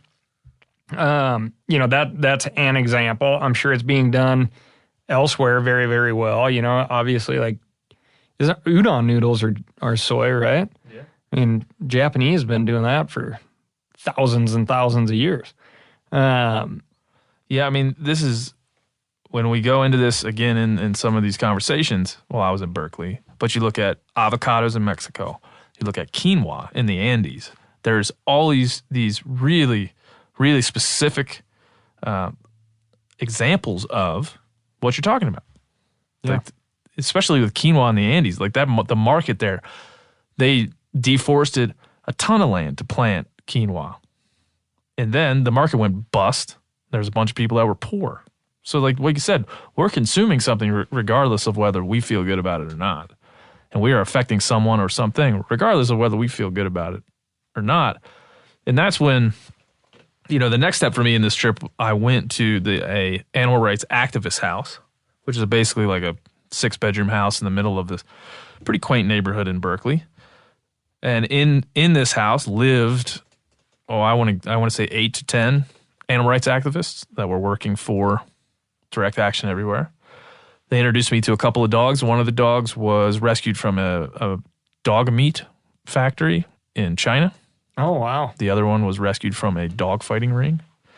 And so there's a bunch of animals, there's a bunch of people pretty stuffed into this house and not in decent conditions, but not great. But they're all there. They're all sacrificing, you know, their living conditions, a lot of times their freedom, as we discussed already, to fight this fight. And these are not baseless, stupid individuals. These are intelligent, well-meaning people, at least from what I could see. They're not crazy. They just have this worldview that is so different from ours that it's driving them to do things that we would never do and to think things that we have never, you know, conceived of thinking. And being in that, just kind of diving into their space, I sat in their house and we did an 1.5-hour podcast, which you'll hear after we're done this conversation. And then they streamed it live on their Facebook page. And it was a fine conversation. I would say that there are certainly some stumbling blocks for me in the way that their logic works. And one of the things I believe that they do is they have a cascading form of logic that as long as you can continue to back them into a corner with counter logic and kind of get them, you know, disprove some of the points they make, but there's always a fallback piece of logic that, one, is shocking and 2, is difficult to wrangle for most regular folks. And one of those, I'd be interested to get your thoughts on this, Cal. One of those, which I am actively going to cut out of the conversation you're about to hear, I want to address it here just to let people know why I cut it out. It is in the discussion of dominion over animals. Animal personhood is what they're arguing for. That animals should have the same rights as people. In fact, a constitutional amendment would be passed to give animals those rights. Right to live being the major factor. The right to not be murdered, things like that. We were talking about dominion. I said that the animal, you could not articulate those rights to the animal, and it could not articulate those rights back to you. You couldn't explain to a bear, I'm going to give you rights. That means you have to act differently. I'm going to give you rights so you have the right to live. So don't kill any more bear cubs. So we were having a discussion on dominion over animals. The fallback point, when that gets tough, the fallback point was just simply this. There are disabled humans who can't speak for themselves, and we give them rights. They have the right to live. Basic human rights is what they have. And the question then is, why, if we give disabled humans these basic rights, will we not extend them to animals? Neither of the two can speak for themselves. And so I'm cutting that out. I cut that out because I feel like that's a very, very offensive line to walk. As soon as I'm starting to counter reason why disabled people are like animals or vice versa, it gets into an almost impossible line of conversation. And like I said earlier, I think that's how it's set up. It's set up to slowly back into a corner, logically, a person that's not expecting it, and then throw that at them. And that's just not something I want to acknowledge the idea, but I'm not going to include that discussion. Right. So it's like, so Ben, you think that disabled people should be eaten. Yeah. And they're like, well, no, but you said. But you said, right? These are logical traps that are designed, because that's really all this is. Animal personhood is just a logical construct. It's like, can you logically argue against what I'm saying? And so all I have to do is build in some fail-safes, some trap doors in the conversation. If I pull this lever, you're going to fall through it one way or the other. So I felt like that's what that was. And I very much left the conversation upset by that, And I felt like that was a bad faith move. And I don't think that it was an intentionally bad faith move. I just think because that logic is so connected to their worldview, they don't see it the way I saw it. And for me to have to stumble through the idea of animals versus disabled people, I felt it was an impossible task and not respectful to those folks that are disabled or maybe parents of folks that are disabled. It's just weird to me. It's as weird as eating a chicken grinder that has no chicken in it. It's just weird. I do get hung up on some of this, and in the fact that, I definitely think that there's a lot of folks out there that like to think much higher of humans than we probably should be thinking of ourselves. Like the example of Homo erectus, it's odd, like the evolution of man. It's like we really like to have like these placeholders, right? And be like, well, Homo erectus was like this. And man, we've come so far. But it's almost daily that we're learning so much more about Homo erectus that we have an insane amount in common. Right? And it's, well, what about this, and this? It's like, well, no. That, look at the evolutionary steps here, okay? That's way back then. Yeah. Like, well, a lot of what was happening way back then is still happening right now. We just came up with fancier names for it. Yeah. Well, you're right, and I think there's the other construct that I agree with a little bit, but then to your point, I diverge from that agreement, is like the history is progressive. There's always these ideas that were held as either sacred or at least held in the communal sense as okay, that when we look back, we're like, that's insane. Why did people ever do that? And so that's kind of how they feel about this idea. They feel as if they would be akin to someone that was, for example, against slavery when our entire culture was for it. In fact, our entire country was built on the idea of enslaving other human beings. So I feel like that's how they feel that their place in history is.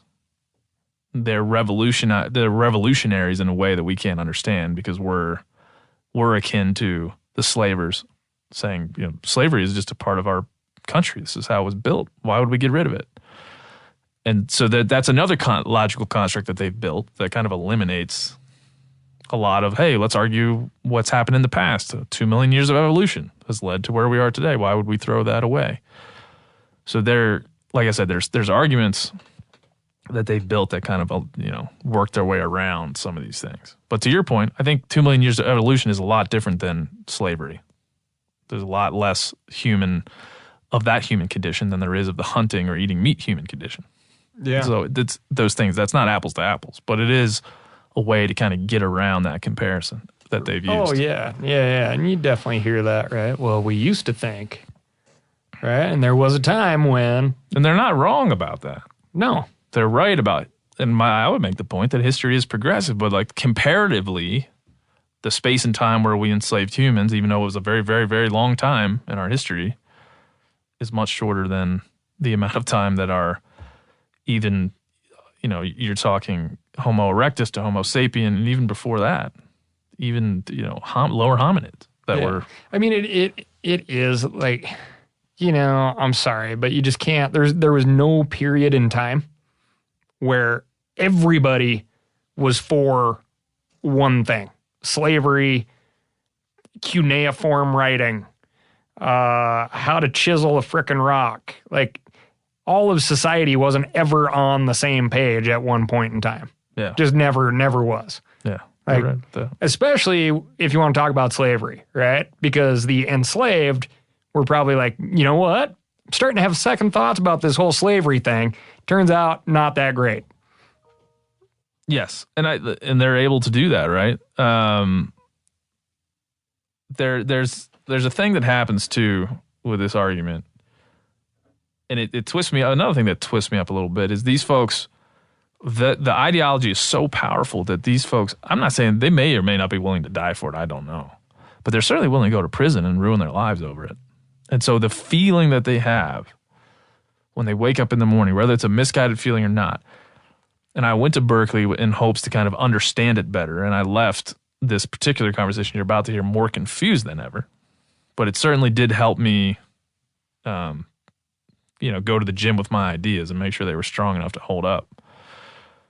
But, and another thing I will say is I went into this interview with I didn't prep. I didn't read any books or have any quotes or stats. I just wanted to see what that conversation would be like with what I currently knew and what this person currently knew, and weigh those things with each other without me with no cards. With like, here's a stat you ought to consider. I didn't want that. I want it to be natural flow of conversation, at least on my end.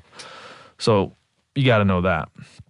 But you also got to know that these people believe this so mind-alteringly that they're willing to do just about anything because they feel like they're saving lives that are being willing to murdered. do anything other than call a sandwich what it is. Yeah.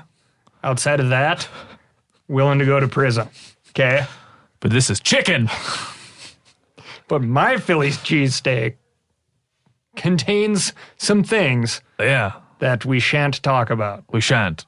No. We should not. Yeah, so like I say, this is there's two parts of my trip to Berkeley specifically to pursue these ideas. The first one you're about to hear, and the second one you'll hear next week on part of a vegan philosopher named Robert C. Jones. I came out of both these conversations better equipped to handle these conversations in the future. I learned a lot. I feel like I got twisted up a lot with some of this stuff. I think as anybody probably would.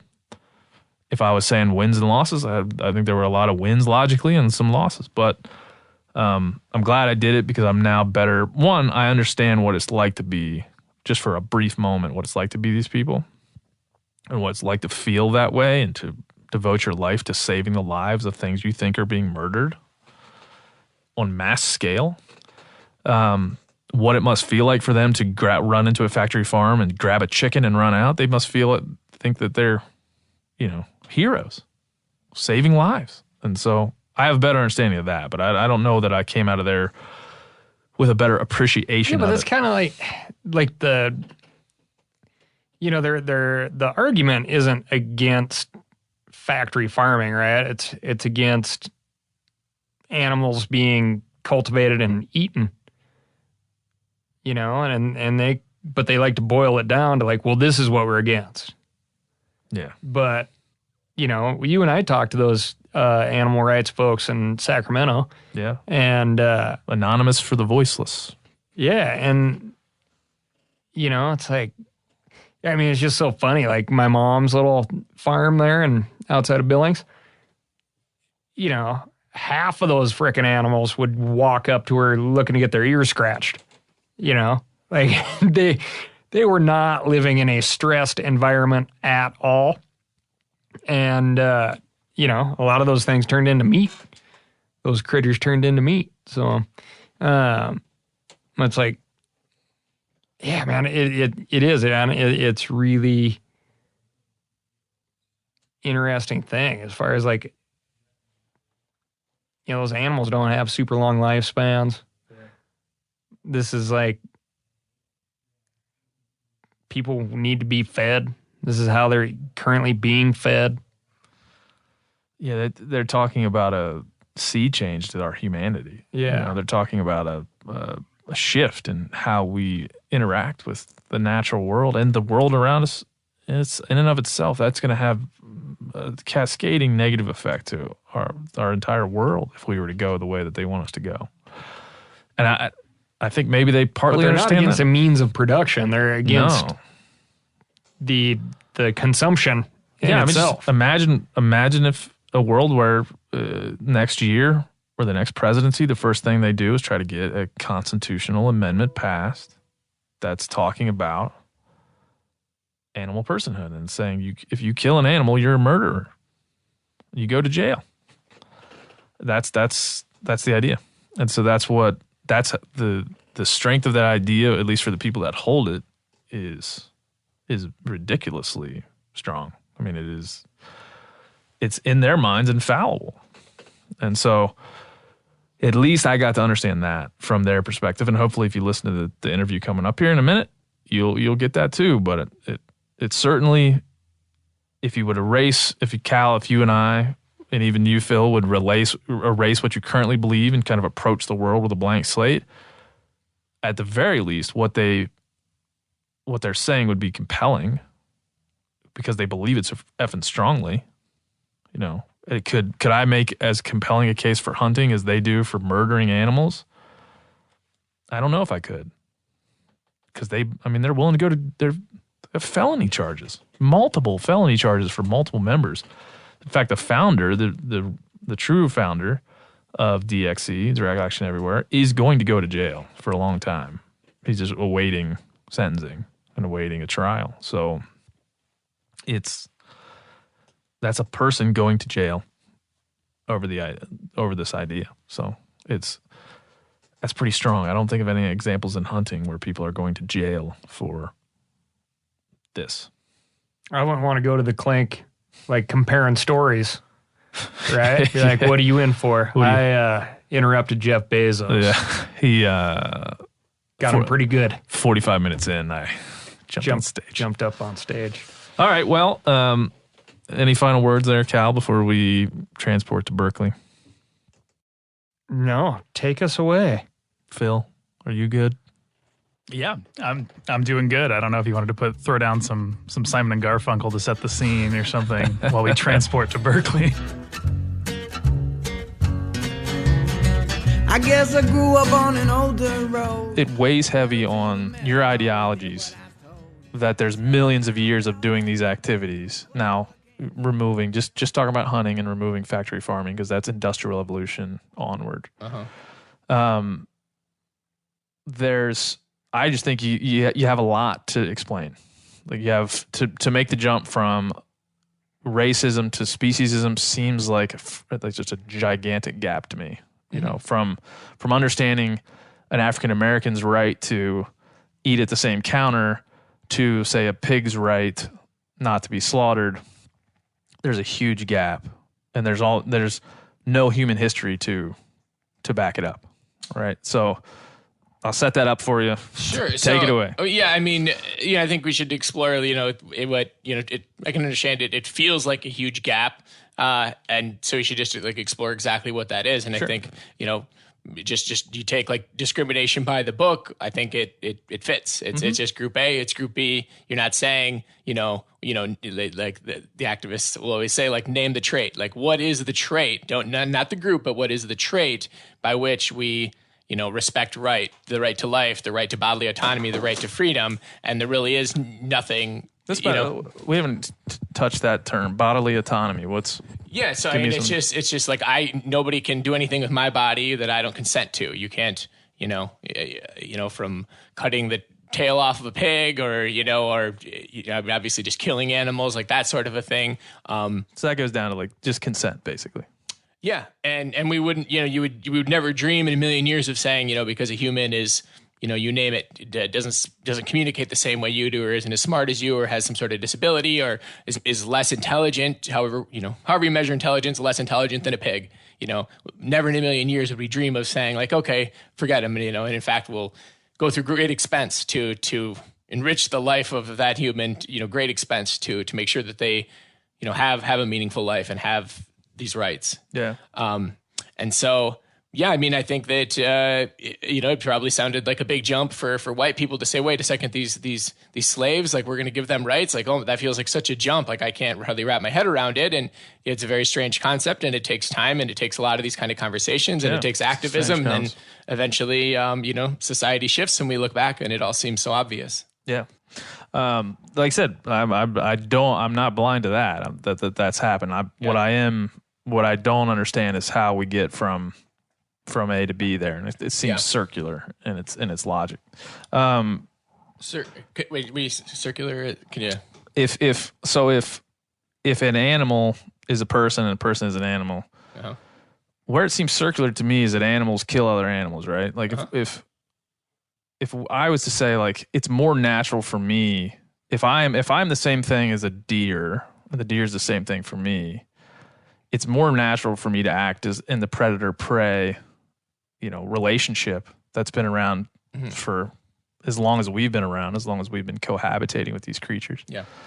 It seems to me more logical that I would fall into, and I don't usually use this argument, but if you were to level the playing field and there's one species, right? Everything is the same and its rights and the way that it's treated. I then feel that I fall into what a grizzly bear feels about, like if you asked a grizzly bear about an elk, it would say delicious. Yeah. So with human beings, to take the analogy, I think you and I would hold the value that all humans deserve this right to personhood. Sure. And the fact that maybe there are humans on the other side of the planet who, because they don't know any better or for the sake of survival, are killing one another, that doesn't change our view that all humans should have basic personhood. Yeah, but a grizzly bear, it's innate in a grizzly bear to kill. Like, I've been around grizzly bears, I've been around wolves, I've been around mountain lions, apex predators in their totality. It is in their being to kill. Like, that's what they do. Yeah. They don't reason it. Yeah. They don't feel it emotionally. A grizzly bear is a grizzly bear. And part of its being part of its grizzly bearness, if you will, is to kill things. Like, you can't remove, you could never sit down with a grizzly bear and reason it out of eating a fawn from a pregnant deer, or killing the cubs of a sow, eating. I've seen this, and I have a lot of friends who've seen this. A grizzly bear or a brown bear will kill cubs of a sow to make that sow go back and heat. You couldn't remove that. You couldn't remove that from the grizzly bear. You can't. So my argument would be, if we're the same as a grizzly bear, you wouldn't be able to remove that from us. And if you can remove that from us, are we then not? Then we're different. If I'm able to remove my predatory instinct that's been built over hundreds of thousands, millions of years, if I can remove it from me, that makes me different than the bear. We could again take the same conversation, and you'd say, well, what about, how did I get here today? Well, I in addition to consumption of animals and hunting of animals, I got here today by a product of all sorts, the winners of wars, through all sorts of violence, all sorts of rape, on down the line. This is how I became who I am. And so this, you could argue that this is innate in all humans, is extreme violence towards other humans. And But we don't fall back on that and say exactly. That's my point. My point is we can innately change. We have the ability to innately change that predatory instinct. We've changed it through technology, the advancement of our civilizations. How we think about and relate towards animals has changed over time because we have changed over time. Yeah. I haven't seen a grizzly bear or been around a grizzly bear from 100,000 years ago, but I imagine that it's the same thing. Like grizzly bears aren't, I promise you'll never find a grizzly bear that you're going to be able to convince over time through technology, through advancement, through even better sentience, not to kill and eat. Yeah. And so I think what you're saying kind of makes the point. If humans are able to change the way we feel about animals in the way that you would like to, that just by the ability to do that makes us different than animals. Yeah. Again, like I think you could again make the human comparison. Like there are some animals, name bears in this example, who you're not going to be able to change. There are some humans who you're not going to be able to change. So you do take the animal kingdom and you subdivide and say some can, some can't. You take the human species, well, some can, some can't. Some humans are have a mental disorder or whatever, and that doesn't change. What's incumbent upon us as individuals with moral agency to say like, hey, like this, what's the right way for us to live? And the question of what do we do with these individuals who have whether it's humans who have violent tendencies or not, or animals who have it innate in them to be violent. That's an extremely complicated question. But I think that where I think many people fall short is that they say, well, it's complicated, so therefore we throw our hands in the air, we say it's fine, or even say it's beautiful, frankly, and there's plenty of things about nature that are not beautiful. I've seen the non-beautiful parts. Yeah. Yeah, no, but I think what I struggle with in that idea is a grizzly bear must have it's a carnivore. It must have that deer to live. It can't. Its digestive system, the way that it functions, it can't remove that from the way it is. It can't just all of a sudden decide, well, I don't want to eat these things anymore. It is programmed. It is in its DNA. It's in its genetics. Now, I'm not saying I agree with the bear's feelings, but the bear is the bear, right? And so I see it more pragmatically, and I got to look, and I would encourage you to look at the animal. Yeah, not compare. Can I keep comparing the animal to the human? The animal to the human. Look at the animal. Mm-hmm. Like the animal. They are what it are. They are what they are. They function how they function. Yeah. And being close to nature and the natural world and understanding that predator prey and understanding the mating habits and where they sleep and what they eat and kind of how all that comes together, which hunting has done for me. It's allowed me to kind of understand these things. And I'm happy for that, Mm-hmm. I'm not necessarily happy for having killed dozens, hundreds of animals. Mm-hmm. That's not where I get my happiness. I get my happiness from being able to, it's changed the way I value animals. It's changed the way that I see them and I feel about them. It's changed the way that I understand their role and my role in the natural world. Mm-hmm. I see them.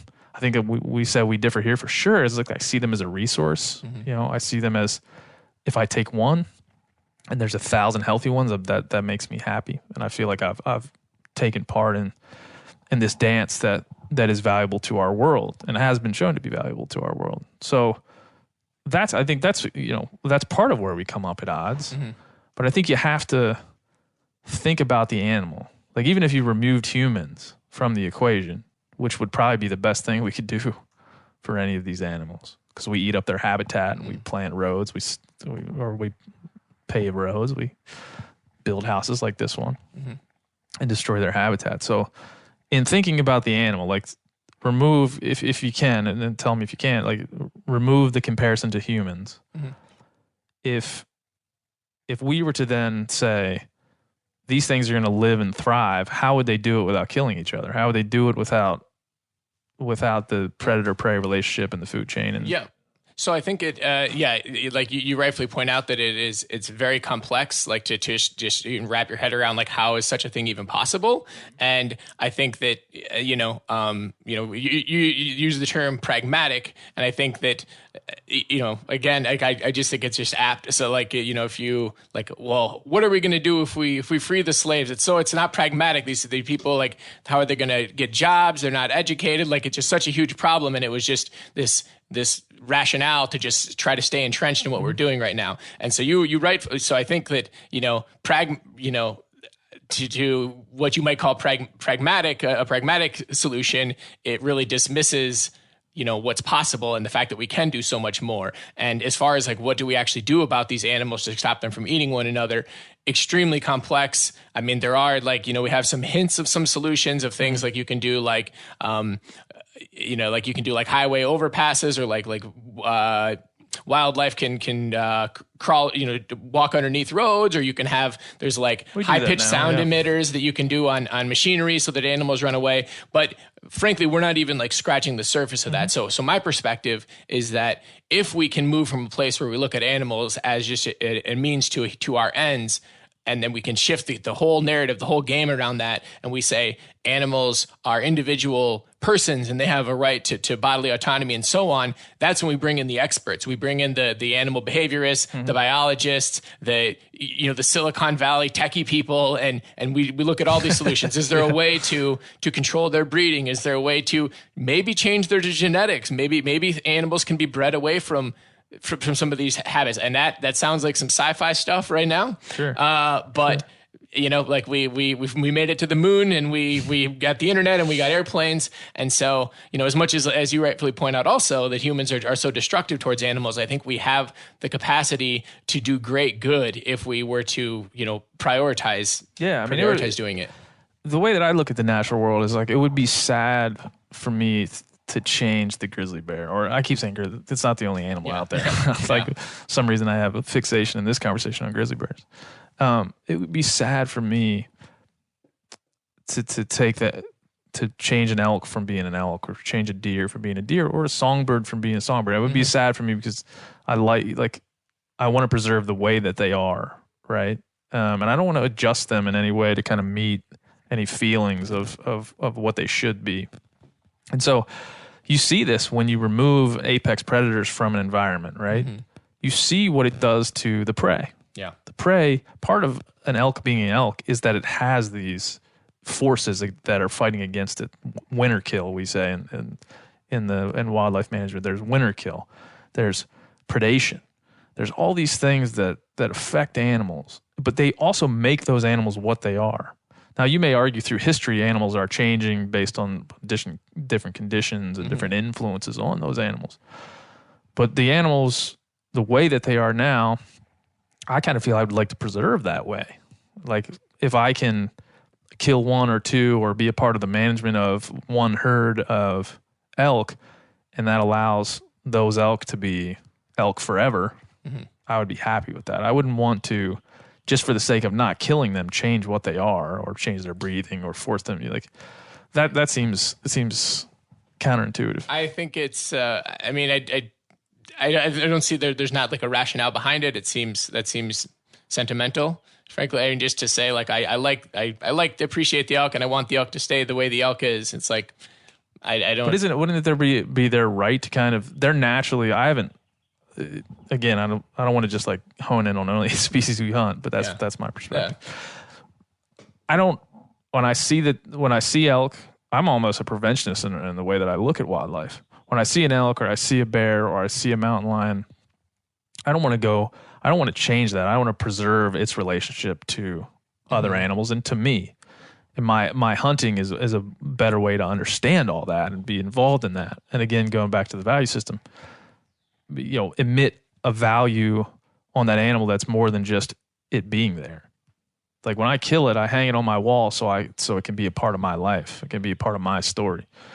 I eat its flesh so it can be a part of feeding my family. And I see that. I can see how you guys see that as like a barbaric act. I get that. And I understand that that's, something that I'll have to, and probably the rest of my life, even explain to my son, hey, look, this is what I've done and been doing basically my whole life. My dad did it. My granddad before him did it. Mm-hmm. It's as much part of me as anything. But that still doesn't give me the right not to rationalize it, not to think it through, not to understand what it means. Yeah. And so in that way, I'm with you. So I just I want to just distinguish between caring about the individual elk or the individual animal and the continuance of the elk that's before us today isn't thinking about the continuance of species. It isn't the definition of the word species is all the individuals who can copulate and reproduce viable offspring. Like the elk has no notion of how many elk live in the world, the continuance of the continued life of future elk. Like the elk isn't thinking about that. So the elk doesn't care or have any consciousness or even thought about the future elk or non-elk or other animals or whatever. So so focusing on that elk's existence. And I think that to just have an attachment to particular species, I think there's not any species that really matters. The existence or non-existence of any species only matters to the extent, in my view, that it affects the individual, other individuals, other sentient life. Yeah. I think the principles of biodiversity. I think you're talking about the principles of biodiversity. Like the natural world needs all types of species working in concert, even if they don't know it with each other.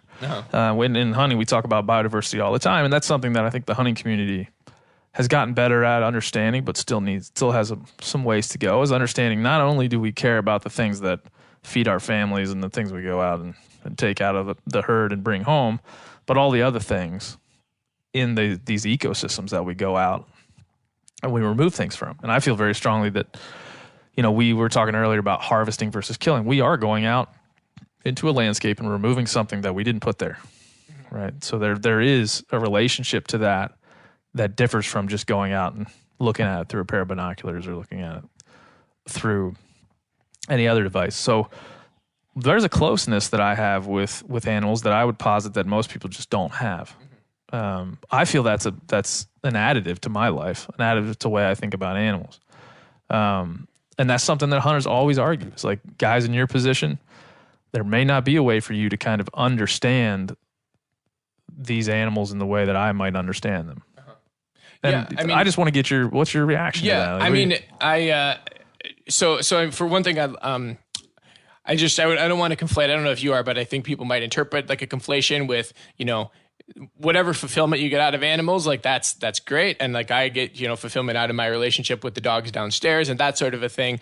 But what's important is is that an exploitative relationship or is that not? So, humans who work in a facility for disabled people, they might draw some fulfillment out of that. And, that might be a fulfilling thing for them to do to help those individuals. But that's not where that conversation starts. You didn't build a facility and say, okay, let's have this facility for people to help them and have that be the purpose of it was for the betterment of those humans. So I think that it's great that it makes you feel good and that gives you this sense of fulfillment and this closeness that you refer to. But I don't think that in and of itself is a justification. No, not at all. Yeah. And I think all that relationship does is make me feel way more intensely that I've got to earn that. Yeah. I can't just go out and frivolously kill animals. I've got to understand the ecosystem. I've got to understand our society and our culture.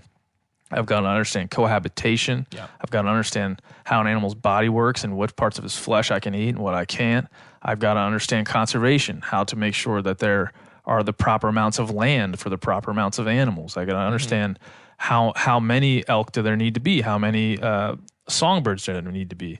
I feel pressure as a hunter to understand those things. Yeah.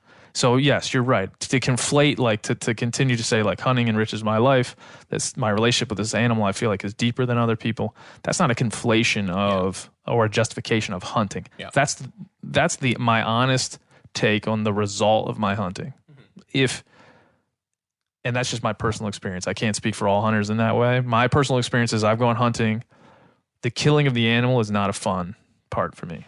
I don't jump up and down. In fact, people that know me, I get really calm when it happens. And I sit over the animal and I think about it and I say thank you and I go about my business. And so I do that. But yes, I completely agree that I would never conflate anything that happens to me through hunting as some justification for doing it. Yeah. I'm also trying to think of this thing enriches me, but does it also do good for the animal, for society? And I think society, in the way that you guys challenge hunting, is the question is like, is this good for society? Is this good for our collective group? Is this killing of animals good for everyone? And to the point where we can say, the point where like you or someone else might say no to that, I disagree. But I think, is that the question? Well, so I think that you are, I think we're both trying to answer the same question, as you alluded to. And I think there are certain circumstances in a very, very immediate term type of sense where it's, I think, and I know you've made the point that people who hunt care more about animals than people who don't hunt. I think referencing people who eat I don't want to animals. put it that. I don't want to put it that way. I think I know what. No, I was going to clarify. I think you mean like people who eat factory farm animals and don't pay any attention to it. Like you said, we were saying earlier at lunch, and I think this is a good point to be made. That if I were to, one question is like, I'm not going to get you to go hunt with me, and I'm probably not going to go to an animal rights rally. Actually, I might do that. Who knows? We're not going to get there, but one thing I would ask of you, and I'm asking this of you, I'm not telling you this is how you should feel. I'm saying, like, if someone was going to eat meat, do you feel that hunting is a better way than all the other ways? That's a tricky question because I think like all the concerns that you raise, it probably is pretty certainly actually causes less immediate term suffering. There are some complicated questions around when you kind of normalize animal use. So in another context, you have these companies like Whole Foods that tout everything as humane and make people feel really good about consuming animals. And in some ways, like maybe their farms are a tiny bit, and I do mean a tiny bit better. But at the same time, I think there is a harm done in terms of making people feel good about an ideology that bottom line, at the end of the day, we want to see overthrown. And so, I think you're certainly correct. You're certainly more thoughtful than the average person, and you're certainly causing less harm, less suffering towards animals than the average person on the street. So, it's a complicated thing. But we're, in terms of opposing factory farm, we're a long ways on the path on the same page. When I see the documentaries on factory farms, and you see even in some of the videos I've seen that you guys have produced, you just don't. I feel cheated, man. I feel like society wants to cheat me and trick me. Like it wants to present this reality that isn't true. Yep. I don't know where it began. I haven't looked, but I don't feel as though the drive-thru at Chick-fil-A wants to present me with the reality. I feel like it wants to just sell me its wares. Yep. And we were talking about it earlier. It seems silly to me to put a cartoon chicken on a bag with a dead chicken in it. I mean, it seems silly. So I just feel, as you feel, I'm sure, that is this a disingenuous nature to the way that our industries, factory farms and others, present the reality of these situations. And how could you be in that situation, conveniently forget to make sure everyone understood that there's a dead chicken in that bag, And so what's the rationale for that? I feel the rationale is more people will buy the chicken sandwich if they're not connecting it to a dead chicken. Yeah, you just look at kind of like what's normalized around people, and the same people, if they saw what was going on inside of Chick-fil-A farms, they'd be totally put off by it, and then maybe that causes them to change, or maybe they kind of forget about it a few hours later, and the rest of the world continues to normalize it. So you end up with a lot of good people participating in some bad stuff. Yeah, and there's a self-destructive nature, I think, to humanity, and we have taken, over the last probably 4 decades, we've taken cigarettes and made them, and outed them and said, look at what this is. Cigarettes is not good for you. They are not good for you. Yep. The tobacco industry has been deceiving you intentionally for decades. Yeah. But even then, even after all that, even after forcing them to put pictures of decaying lungs on their product, people are still hitting the e-cig in 2019. And so there's something about that intentional deception of like an industry or industrial nature that is always going to work on some people. A certain group, yeah. Enough to make it worth it for that industry to deceive you. It seems. You go to the line, you can see the line at Chick-fil-A, it's out the door. Yeah. And so, yeah, I mean, with that, we agree on that all day. My values around animals are always shifting and changing, and I'm always having to go back and think about, why am I killing this thing? What am I doing with it? How can I do that better? O'Reilly Auto Parts are in the business of keeping your car on the road. O'Reilly Auto Parts offer friendly, helpful service and the parts knowledge you need for all your maintenance and repairs. If you're confused about what part you need, like what wipers are going to be the best, what replacement headlights are going to be the best, go into O'Reilly and talk to the people that work there, because they're great and they're super friendly, and they'll get you squared away where you walk out knowing you got the right thing. They've got thousands of parts and accessories in stock, either in-store or online, so you never have to worry if you're in a jam. Do you need your windshield wipers replaced? You need a brake light fixed? You need some quick service? They'll help you find the right part or point you to the nearest local repair shop for help. The professional parts people at O'Reilly Auto Parts are your one-stop shop for all things auto do-it-yourself, and you can find what you need in-store or online. Stop by O'Reilly Auto Parts today or visit us at O'ReillyAuto.com/MeatEater. That's O'ReillyAuto.com/MeatEater.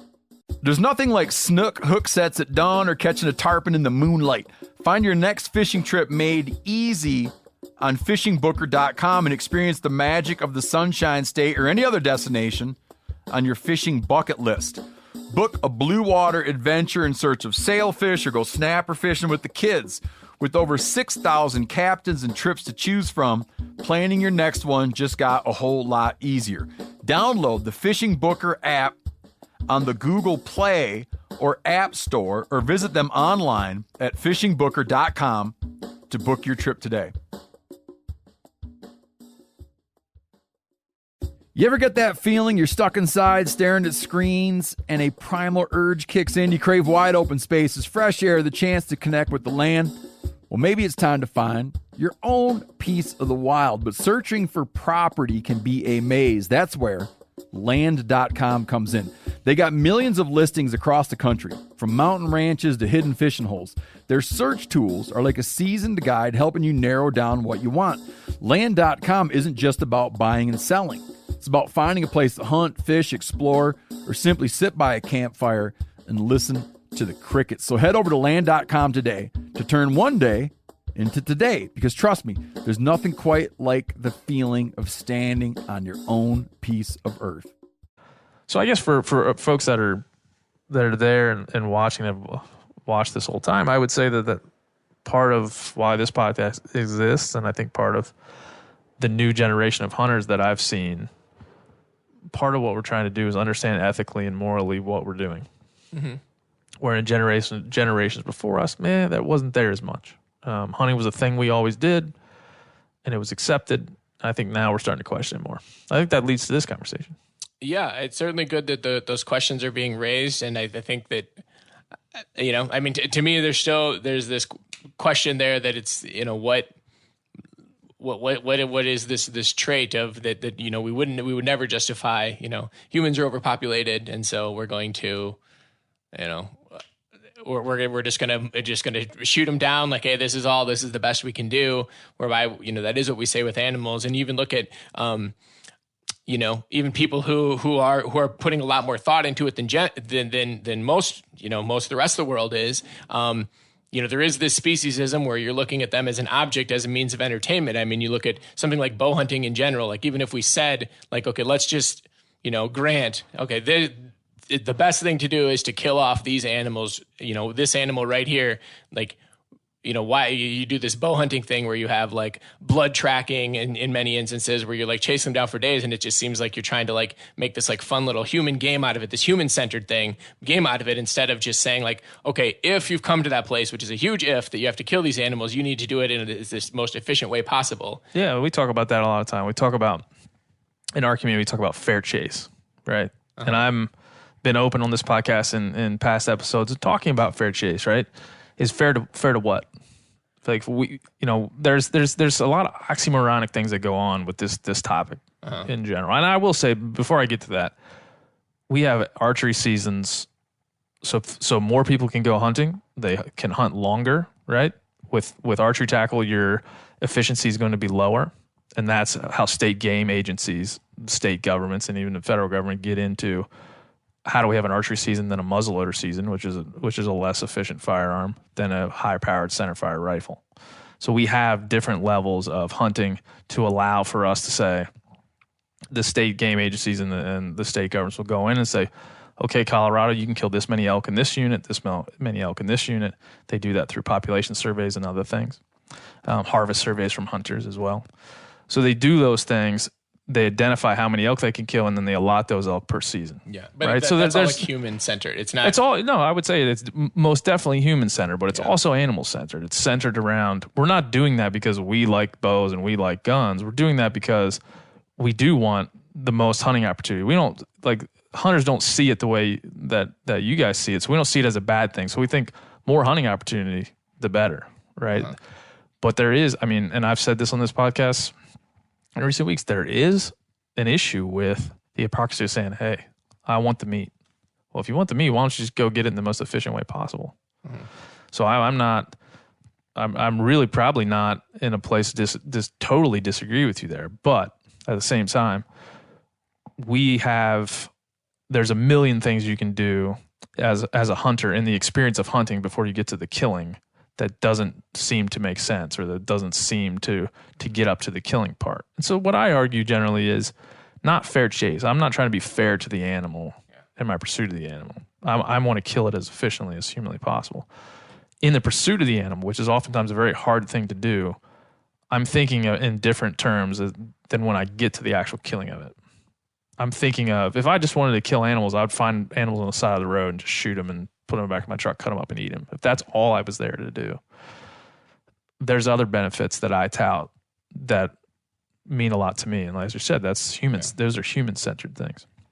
But at the end of the day, I can sit back and go, okay, that question is this thing I'm doing good, right? Is it good for me? Yes, personally, it's good for me. It's great for me. And it has done things in my life that no one could understand. I imagine that hasn't been with me for those experiences.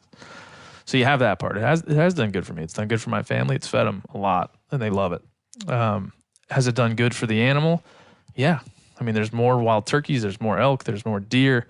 There's more mallard ducks than in 100 years on this continent. But I think like the whole like notion of like the furthering of a species is also human centered, because I think again, the mallard duck doesn't think how many more mallard ducks. I mean, why wouldn't they think how many more ducks? Why wouldn't they think how many more animals? Why wouldn't they? Like the mallard duck, the individual mallard duck doesn't takes no solace in that. Yeah, the individual mallard duck doesn't, but that individual mallard duck also doesn't understand that it needs other mallard ducks. It needs nests.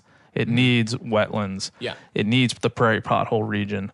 And we as humans, because we are different than the duck, can go and say, hey, what does that duck, we have organizations, Ducks Unlimited, and Rocky Mountain Elk Foundation that are there to say, okay, what does that, even though I'm a hunter and I'm out to, when I'm hunting, kill them, what can I do to make sure that we maintain this, not just that individual duck, and again, I think this is where we continue to kind of bounce off each other. Yeah. Not that individual duck. That individual duck matters, but it only matters as part of that whole, because those species matter to the ecosystem. That ecosystem matters to the greater ecosystem. And if we can take care of those individual species and those individual habitats in a way that all make a whole lot of sense, then we'll be just fine. These animals will be just fine, and we'll have taken the thing that enriches us, the human-centered part. We'll have participated in that, but only if and only if the human-centered part also benefits the greater population of animals. And that's I think the concept of hunting, and I think we know where we just don't line up there. Yeah. So I think like that's moving us in a good direction though. So it's not, the greatest good. So basically like kind of this net sum of maximum kind of well-being and happiness and minimum kind of suffering, whether that means 0 mallards or 1 billion mallards, like whatever that net sum is, like that's what we're kind of after. And to me, again, it's always been the case that when you elevate a class of individuals, the rights of the individual within that the entire class of an individuals on the whole has been better off. So I don't see, an argument. I mean, number one, an argument where it's not logically consistent to do we deny rights to humans that we don't give to other animals? And number two, like why, if we did do that, why it wouldn't follow the same results that we've seen with all these movements throughout history, where like, nobody's saying like, oh, we should go back and, remove rights from XYZ individual. Like, I don't see a world where we have animal personhood where there's just not a massive improvement in the overall well-being of life on Earth. Like I said in the very beginning, like it's weighty for any movement to change. I mean, if 20 years from now where animal personhood is a thing, that would be a huge sea change in our culture and society and our humanity. Yeah. It would be monumental. It would be probably one of the biggest changes in our species ever. Yeah. And so that's, I mean, I could sit back here and be like, hey, prove that. Yeah. But I don't want to do that. I want to give the idea the credence that I think it deserves, which is that there's a lot of people that believe it. There's a lot of people that fight for it. And to Joe's point, Joe and I talk about this all the time, and I talk about it with a lot of other people. I truly believe that humans are consumption engines. Like most beings on this earth are consumptive engines. We were born into this world to consume things. There's nothing we can do about it. Yeah. Like if we stop consuming, we die. Yeah. And so we know that. And we know that's the same for animals. We know that's the same for most beings on this planet, that they consume. And so I give vegans respect, and I would give you respect to the thing that, like, if we're all looking at how we consume and we're being critical of it, then I think that's being progressively good. Like just saying, I really got to figure out this consumption thing because I can't get around it. I can't stop consuming, but I could maybe better consume. And I think generationally, I want my kid to think like that. I want him to think, how can I better consume? How can I better treat animals? How can I better understand what animals are, what I am, my balance with them? Like I said, my argument where we differ, my argument is hunting has helped me do that, but I could see how people would wonder why that is. And so I think my podcast and these conversations are just like a journey to be able to better articulate that. I think you challenging me in ways and me challenging you in ways will help us better articulate our beliefs later on. Yeah. And if this and only if that and only that is what comes to this podcast, I think that's great. But I think probably more came from it than that. Yeah, absolutely. Oh. Cool. Well, I think I really wanted to elevate. I think for your audience and for ours, like in alignment, in opposition to factory farming is something that I'd encourage people to get involved with. I think it's just undeniable that it's, frankly, about as unethical an industry as could possibly exist, animal agriculture. I mean, what's happening to animals, what it's doing to the environment, even to human health. So I think that'd be a thing for people to look into. Yeah. I think that is as big of an impact as that has on our world and who we are. You better damn well be looking into it. Yeah. You can't turn a blind eye to it. Even if you don't agree with what Matt's saying, if you're like, yeah, but, and you have a bunch of retorts and you think factory farming is useful and there's humane ways to do it. Yeah, I'm with you. Okay. But you got to look into it, man. Yeah. You cannot turn away from it. You can't eat that bag of chicken and not be thinking about it. You can't. Mm-hmm. And we all have our things, man. Like I said, I'll rip out a nice chicken sandwich in the airport like as good as anybody. But I'm always understanding of I got to get better. There's ways that I can consume that are better than this, and hunting has been one of hopefully the many vehicles for me to do that. But yeah, look at direct action everywhere. Like I watched all the videos. All of them. There's a lot. Not all of them. All the ones that were on there, I watched them all because I just wanted to see. You know what? And I will admit to having like meeting you guys and putting a face to your organization and putting a conversation and ideas to it has helped me not to like see those videos and be like, oh, look at those extremists run around with chickens. It's like, it's not that, man. Yeah. It's not that. So those who are listening to this podcast that may want to label Matt or those that are listening on DXE's thing want to label me, I would just encourage you to listen to the conversation in its totality, take something away from it, and go about your freaking day. Like, you can learn something from this. I promise you.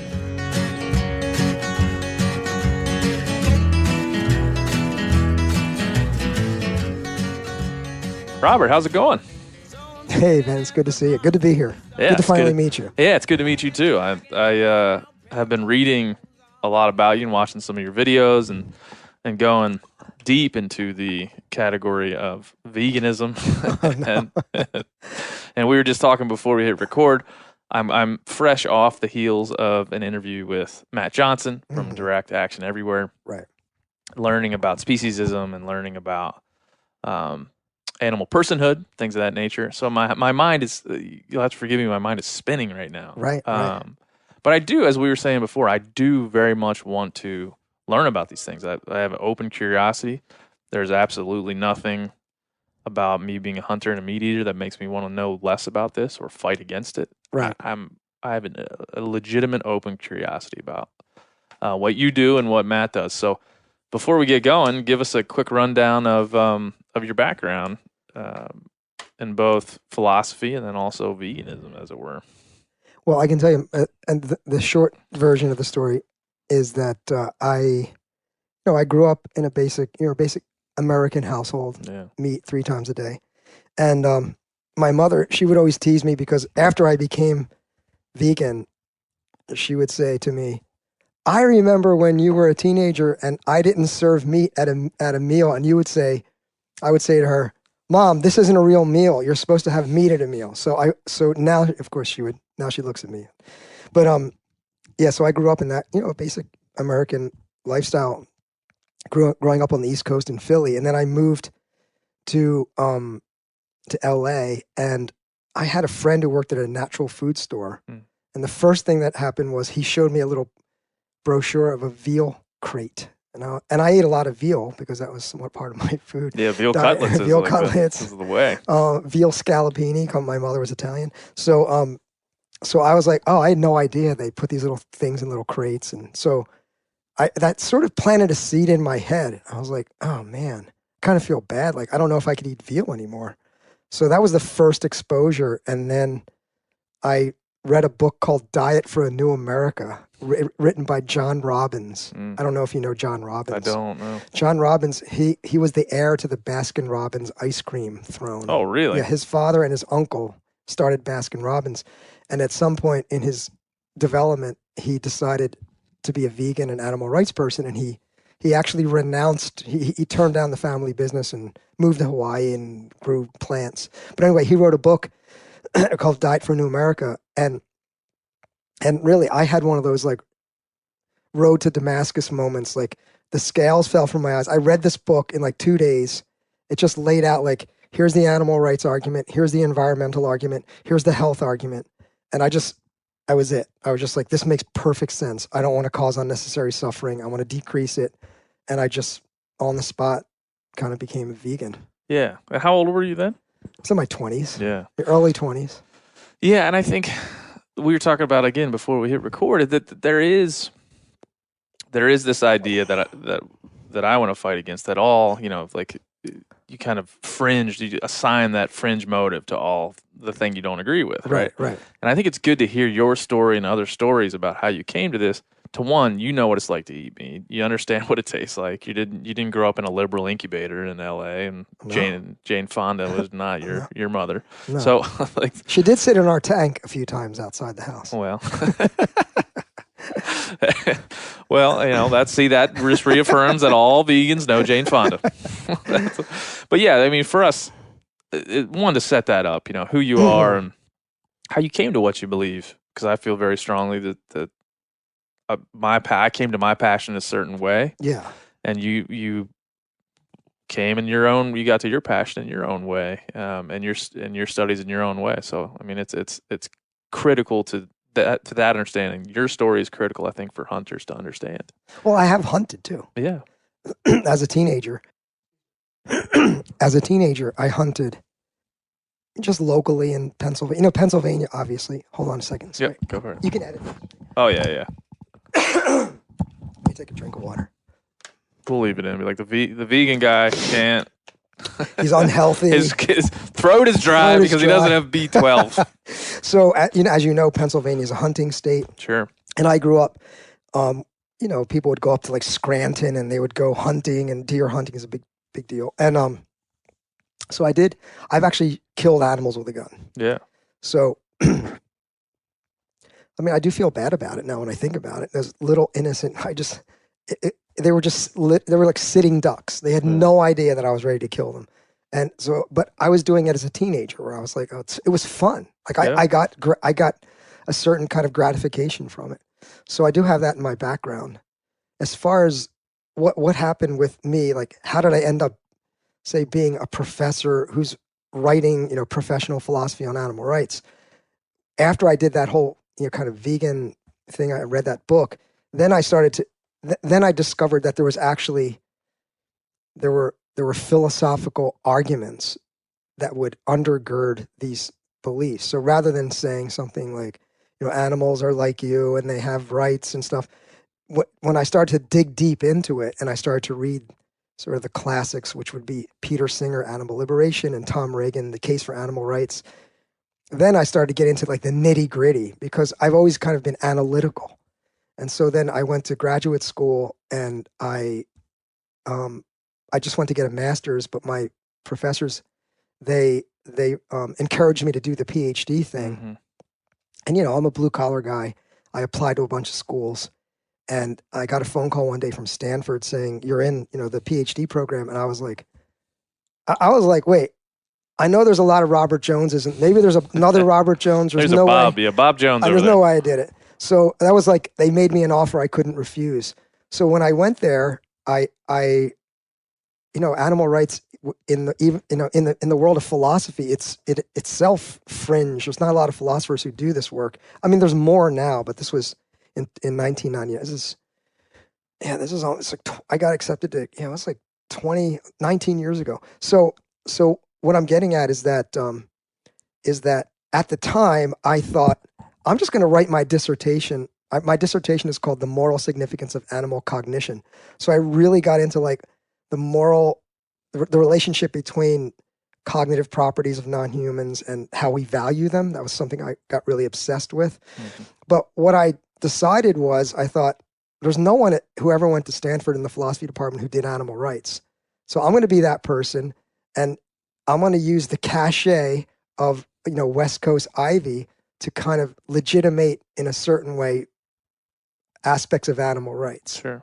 So I've been doing that now for, I got this job in 2008. So it's been 11 years since I've been, quote, professional philosopher. And yeah, I think there's a lot there. I think the issue of the moral status of non-human animals, it's a really complicated issue. It's super complicated. And I think, I'm drawn to those complicated issues. I think that's where the meat of our humanity and like the things that are really tugging at us, even as Ben, did you have to say meat there? Yeah, the tofu. I'm just trying to make you squirm. Tofu kills stuff too. We'll get there. I just think these issues are, I'll keep saying it, meaty. Yeah, and that's where we can really get to the things that tug at us philosophically. I feel, at least. There's a lot of things that tug at me philosophically about hunting, and I'm just unabashed at trying to explore them. Right. Just happen to do it in the public forum. But I mean, there's really, if I were to sit down and be like, what worries me about hunting personally, intrinsically, what is it that just makes me ache? And it's just like, boy, man, this thing it's the industry I'm in, it's the lifestyle I've chosen. It's the thing I'm most passionate about. It's the thing I think the most about. Right. And it involves killing things. Yes. And ripping their guts out. Right. And so is that, historically, if I look at the span of history in 30 years, are people going to look back at me and be like, what was this guy doing? Right. So that tugs at me, and I'm not, I'm open about it. I'm not ashamed of that. Yeah. It's like, probably should, because if I'm going to do something as serious as go out into the woods and find an animal, to pick the animal I'd like to kill, go and kill it, and then dismember it and bring it home and feed it to my family. That's a pretty complex and serious thing to go and do. It's not. It's not a bike ride. Right. It's a pretty 3-dimensional kind of like way to like recreate or to find joy in the world. So it's something that tugs at me, and I think that's probably like we probably have those same kind of quandaries within our consumption, within what we're really involved in. It's just like you look at the world and you're like, I got some problems with this. Yeah. How can I solve those problems? Right. And I think that's where most vegans, I don't know about you, most vegans and me kind of align. Like we see the issues with consumption and the human engine that we are, and we're trying to solve those things. Yeah. Yeah. Do you think, so I want to talk about we'll probably talk about this forever, but I read Veganism as an Aspiration, and I was like clapping during most of it because I think what I'd like to do is first set up what most hunters or most folks might think about vegans, and veganism as an aspiration, you knock a lot of those right over. Okay. Like at least in my opinion, you do. So give us your the two forms of veganism that you conceive there to be, or the two different ways that people can conceive of veganism. Yeah. So in that paper, and I want to say I co-authored that with Lori Gruen. Yes. She's one of the giants in the world of animal rights, and I owe her a lot for that. But actually, I've since developed that idea a little bit more. I was gonna say it's been a while. I should say that it's been 2015, so I'm sure there's lots since. Yeah, then. I've developed some stuff, but basically the way that I conceived of veganism, the way that Lori and I conceived of it, and then I've been thinking more about it is, so let me just say first of all that it's so I feel like I've kind of gone around the circle on this. I've gone around the wheel, and what I mean by that is when people say, like, do I identify as a vegan? Because of the way that the term and the concept vegan has sort of traveled through the culture, it's almost like I distance myself these days, because veganism in many ways, and I talk about it in the paper you're talking about, veganism is in some ways, well, first of all, veganism, at least today in 2019 in popular culture, it's about food choices, right? It's about the choices you make when you go to purchase food or make food. And in many ways, it's divorced from the issue of justice. And I see, quote, animal rights or animal ethics issues as a social justice issue about non-human animals. And so I'm reluctant to use veganism interchangeably with animal justice or animal ethics, because, you know, Beyonce's a vegan and all these people are vegan and they eat plant-based foods. And so what I argue in that paper is, you know, you can think of yourself what I call like identity vegan or lifestyle vegan. So there are vegans. I mean, I don't know that this is not scientific by any means, but there is a stigma attached to vegans where people think that vegans are kind of zealous, self-righteous kinds of people, and they think I'm holier than thou, and I have clean hands because I don't consume any animal products. I don't wear leather. I don't eat honey. I don't use wool. I don't, right? And I know all this stuff because I lived it, right? Yeah. So it says in the paper, it says these vegans have an air of moral certitude and moral superiority. Yeah. So there's a certain, whether it be factual or not, at least there's a certain caricature of vegans that they have a kind of moral superiority. Yeah, and I was at the Butcher's Son. Shout out to the Butcher's Son. Oh, yeah, how'd you like it there? It was good. What did you? Well, I'm curious. I'm so curious. What did you order? I had. Hopefully, you can give me some more dope on what's really going on there. I had the chicken grinder, which is a nice sandwich with some kind of chicken facsimile there, like whatever that was. I didn't have time. I was like, I got to eat lunch, then we got to go record a podcast. I don't have really time to take this menu and kind of like, but I took a picture of the menu so I could go back and look at the ingredients and kind of break down what was what. But it was good. Yeah. I would eat there every day. I had any problem with that. I just, we'll go down this rabbit hole because we should. Why do they say chicken though? Like the only thing I don't understand is why would you say that it's chicken when it's not? Yeah. I don't understand. And they also said, like, much like you're saying, we don't like the term vegan. Yeah. When I was talking to the cashier, he's like, yeah, we don't really, we say vegan, it's in there, but we don't really like to say it anymore. It's plant-based. Yeah. That's what he was saying. And much the same way you're saying it. And I think plant-based, and I want to go back to that issue about why they say chicken and the Butcher's Son. I mean, I don't know if people who are listening to the podcast, Butcher's Son is a fully vegan deli Yeah. in Berkeley. And I don't know if it was when you were there. Every time I've been there, it's pretty packed. You couldn't get a table. Yeah. And in fact, the folks I was with from Direct Action Everywhere, they were like, "This is the slowest we've seen it. It's good, but all I care about is good food. I don't really care. Yeah. No, it's good food. It's great food to me. I just was like a bit like, why? You just tell me what's in it. I want to know what I'm eating. Yeah. It's not chicken. I know that. Right. So I just like to know if it's a wheat based, like shred or whatever it is. I just like to know that. I don't. You don't have to. Yeah. You're not tricking me. Yeah. But what you are doing is confusing me. I think this is a good point. I'm glad you brought up the plant-based thing, because this touches on exactly what I was talking about, in that, within the vegan movement, there is like the plant-based. Now, when you say plant-based, usually, not always, but usually what that implies is that I'm a vegan for these reasons. It's not so much focused, say, on animal justice issues as much, and it can be. They overlap. There's a lot of overlap, but it's more about perhaps maybe health reasons, or it could be something like environmental reasons, environmental degradation, and is associated with, or I should say, factory, industrial produce agriculture, and environmental degradation. So plant-based, for me, if you looked at my diet, if you just said, Robert, write down everything you eat for a week, it would look like a plant-based person. But I personally feel like my cause is a political cause. It's a social justice cause. It's not about diet, right? Yeah.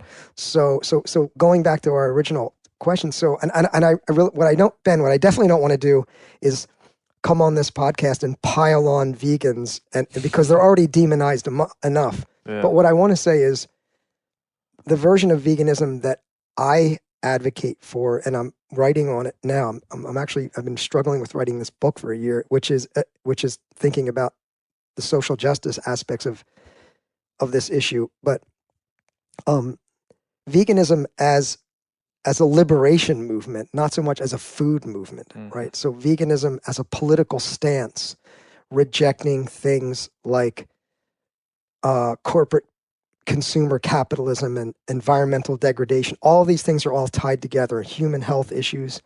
So the picture is very big. If you're a vegan, and I mention this all the time when I give these talks, like, let's say you're a vegan, and by vegan, what you mean is that you do not consume, and I mean that literally and figuratively with regard to, say, purchasing, you don't consume animal products. So you might think, I've removed myself from the cycle of suffering, right? Because I'm not causing any suffering.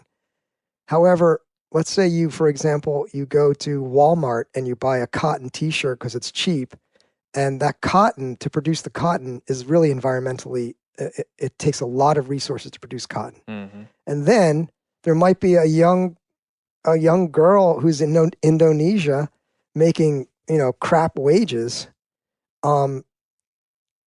to produce that clothing under this kind of, global corporate capitalist economy.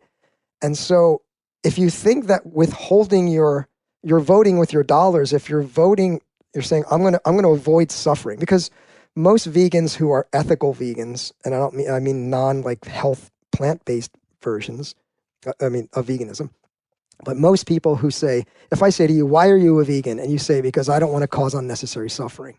So there's an implication that by refraining from eating animal products, I'm decreasing the suffering in the world. Yeah.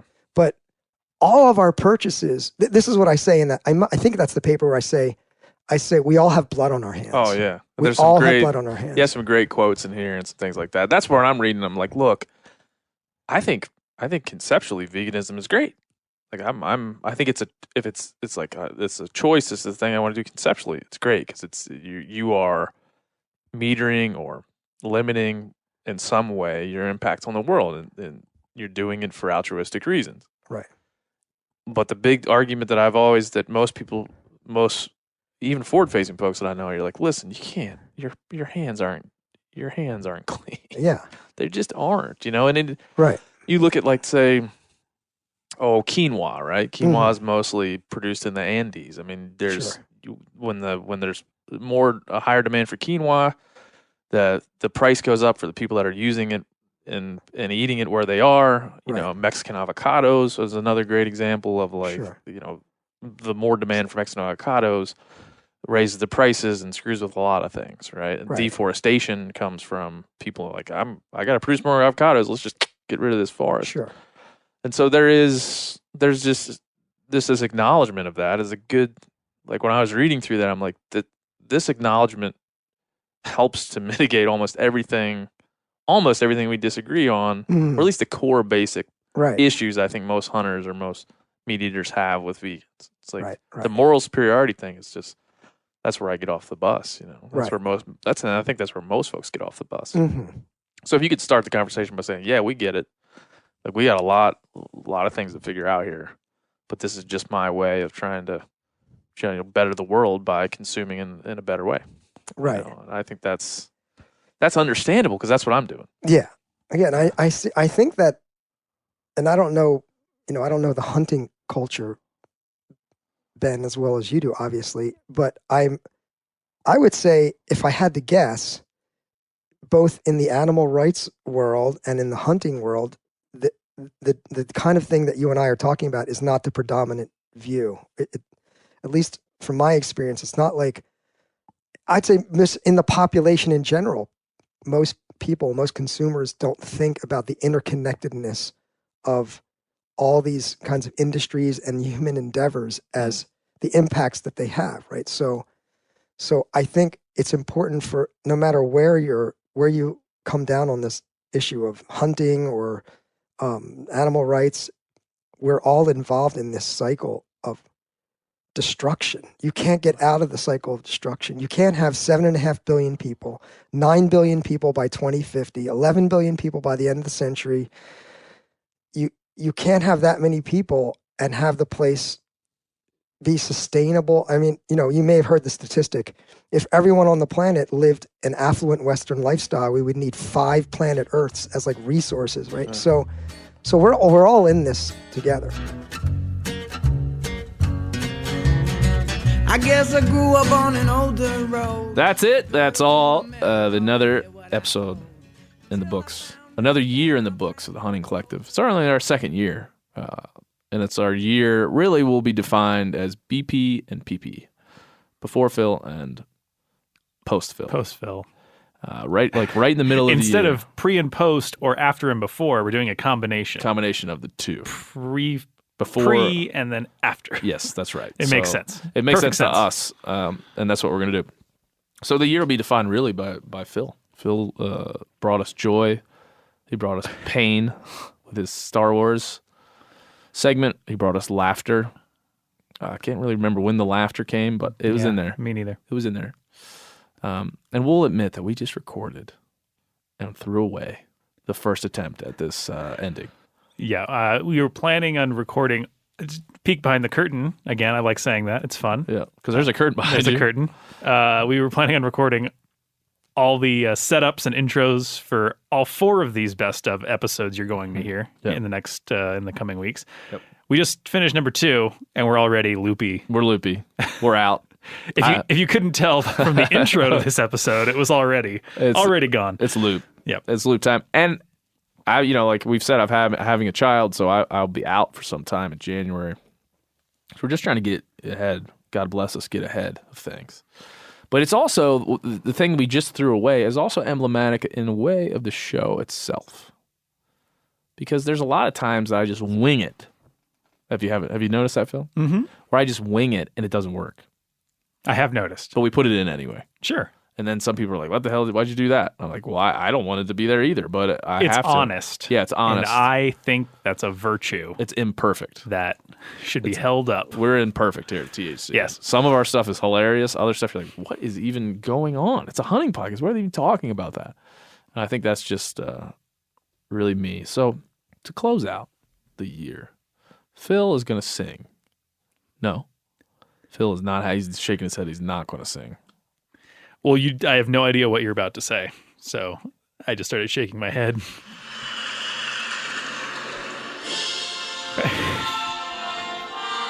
Phil,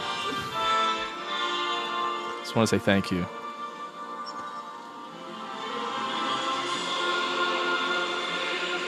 Are you going to sing? No. Well, then you're ruining the end of the segment. If you're not going to sing, how can we end this year with you not singing? Come on, Phil. All right, that's it. We'll see you next year. Bye-bye. Can we redo that again? No, that was great. That was so bad. Too long, 'cause I can't go a week without doing wrong. Oh, without doing wrong. Without doing wrong. Oh, without doing wrong. Drinking in heaven.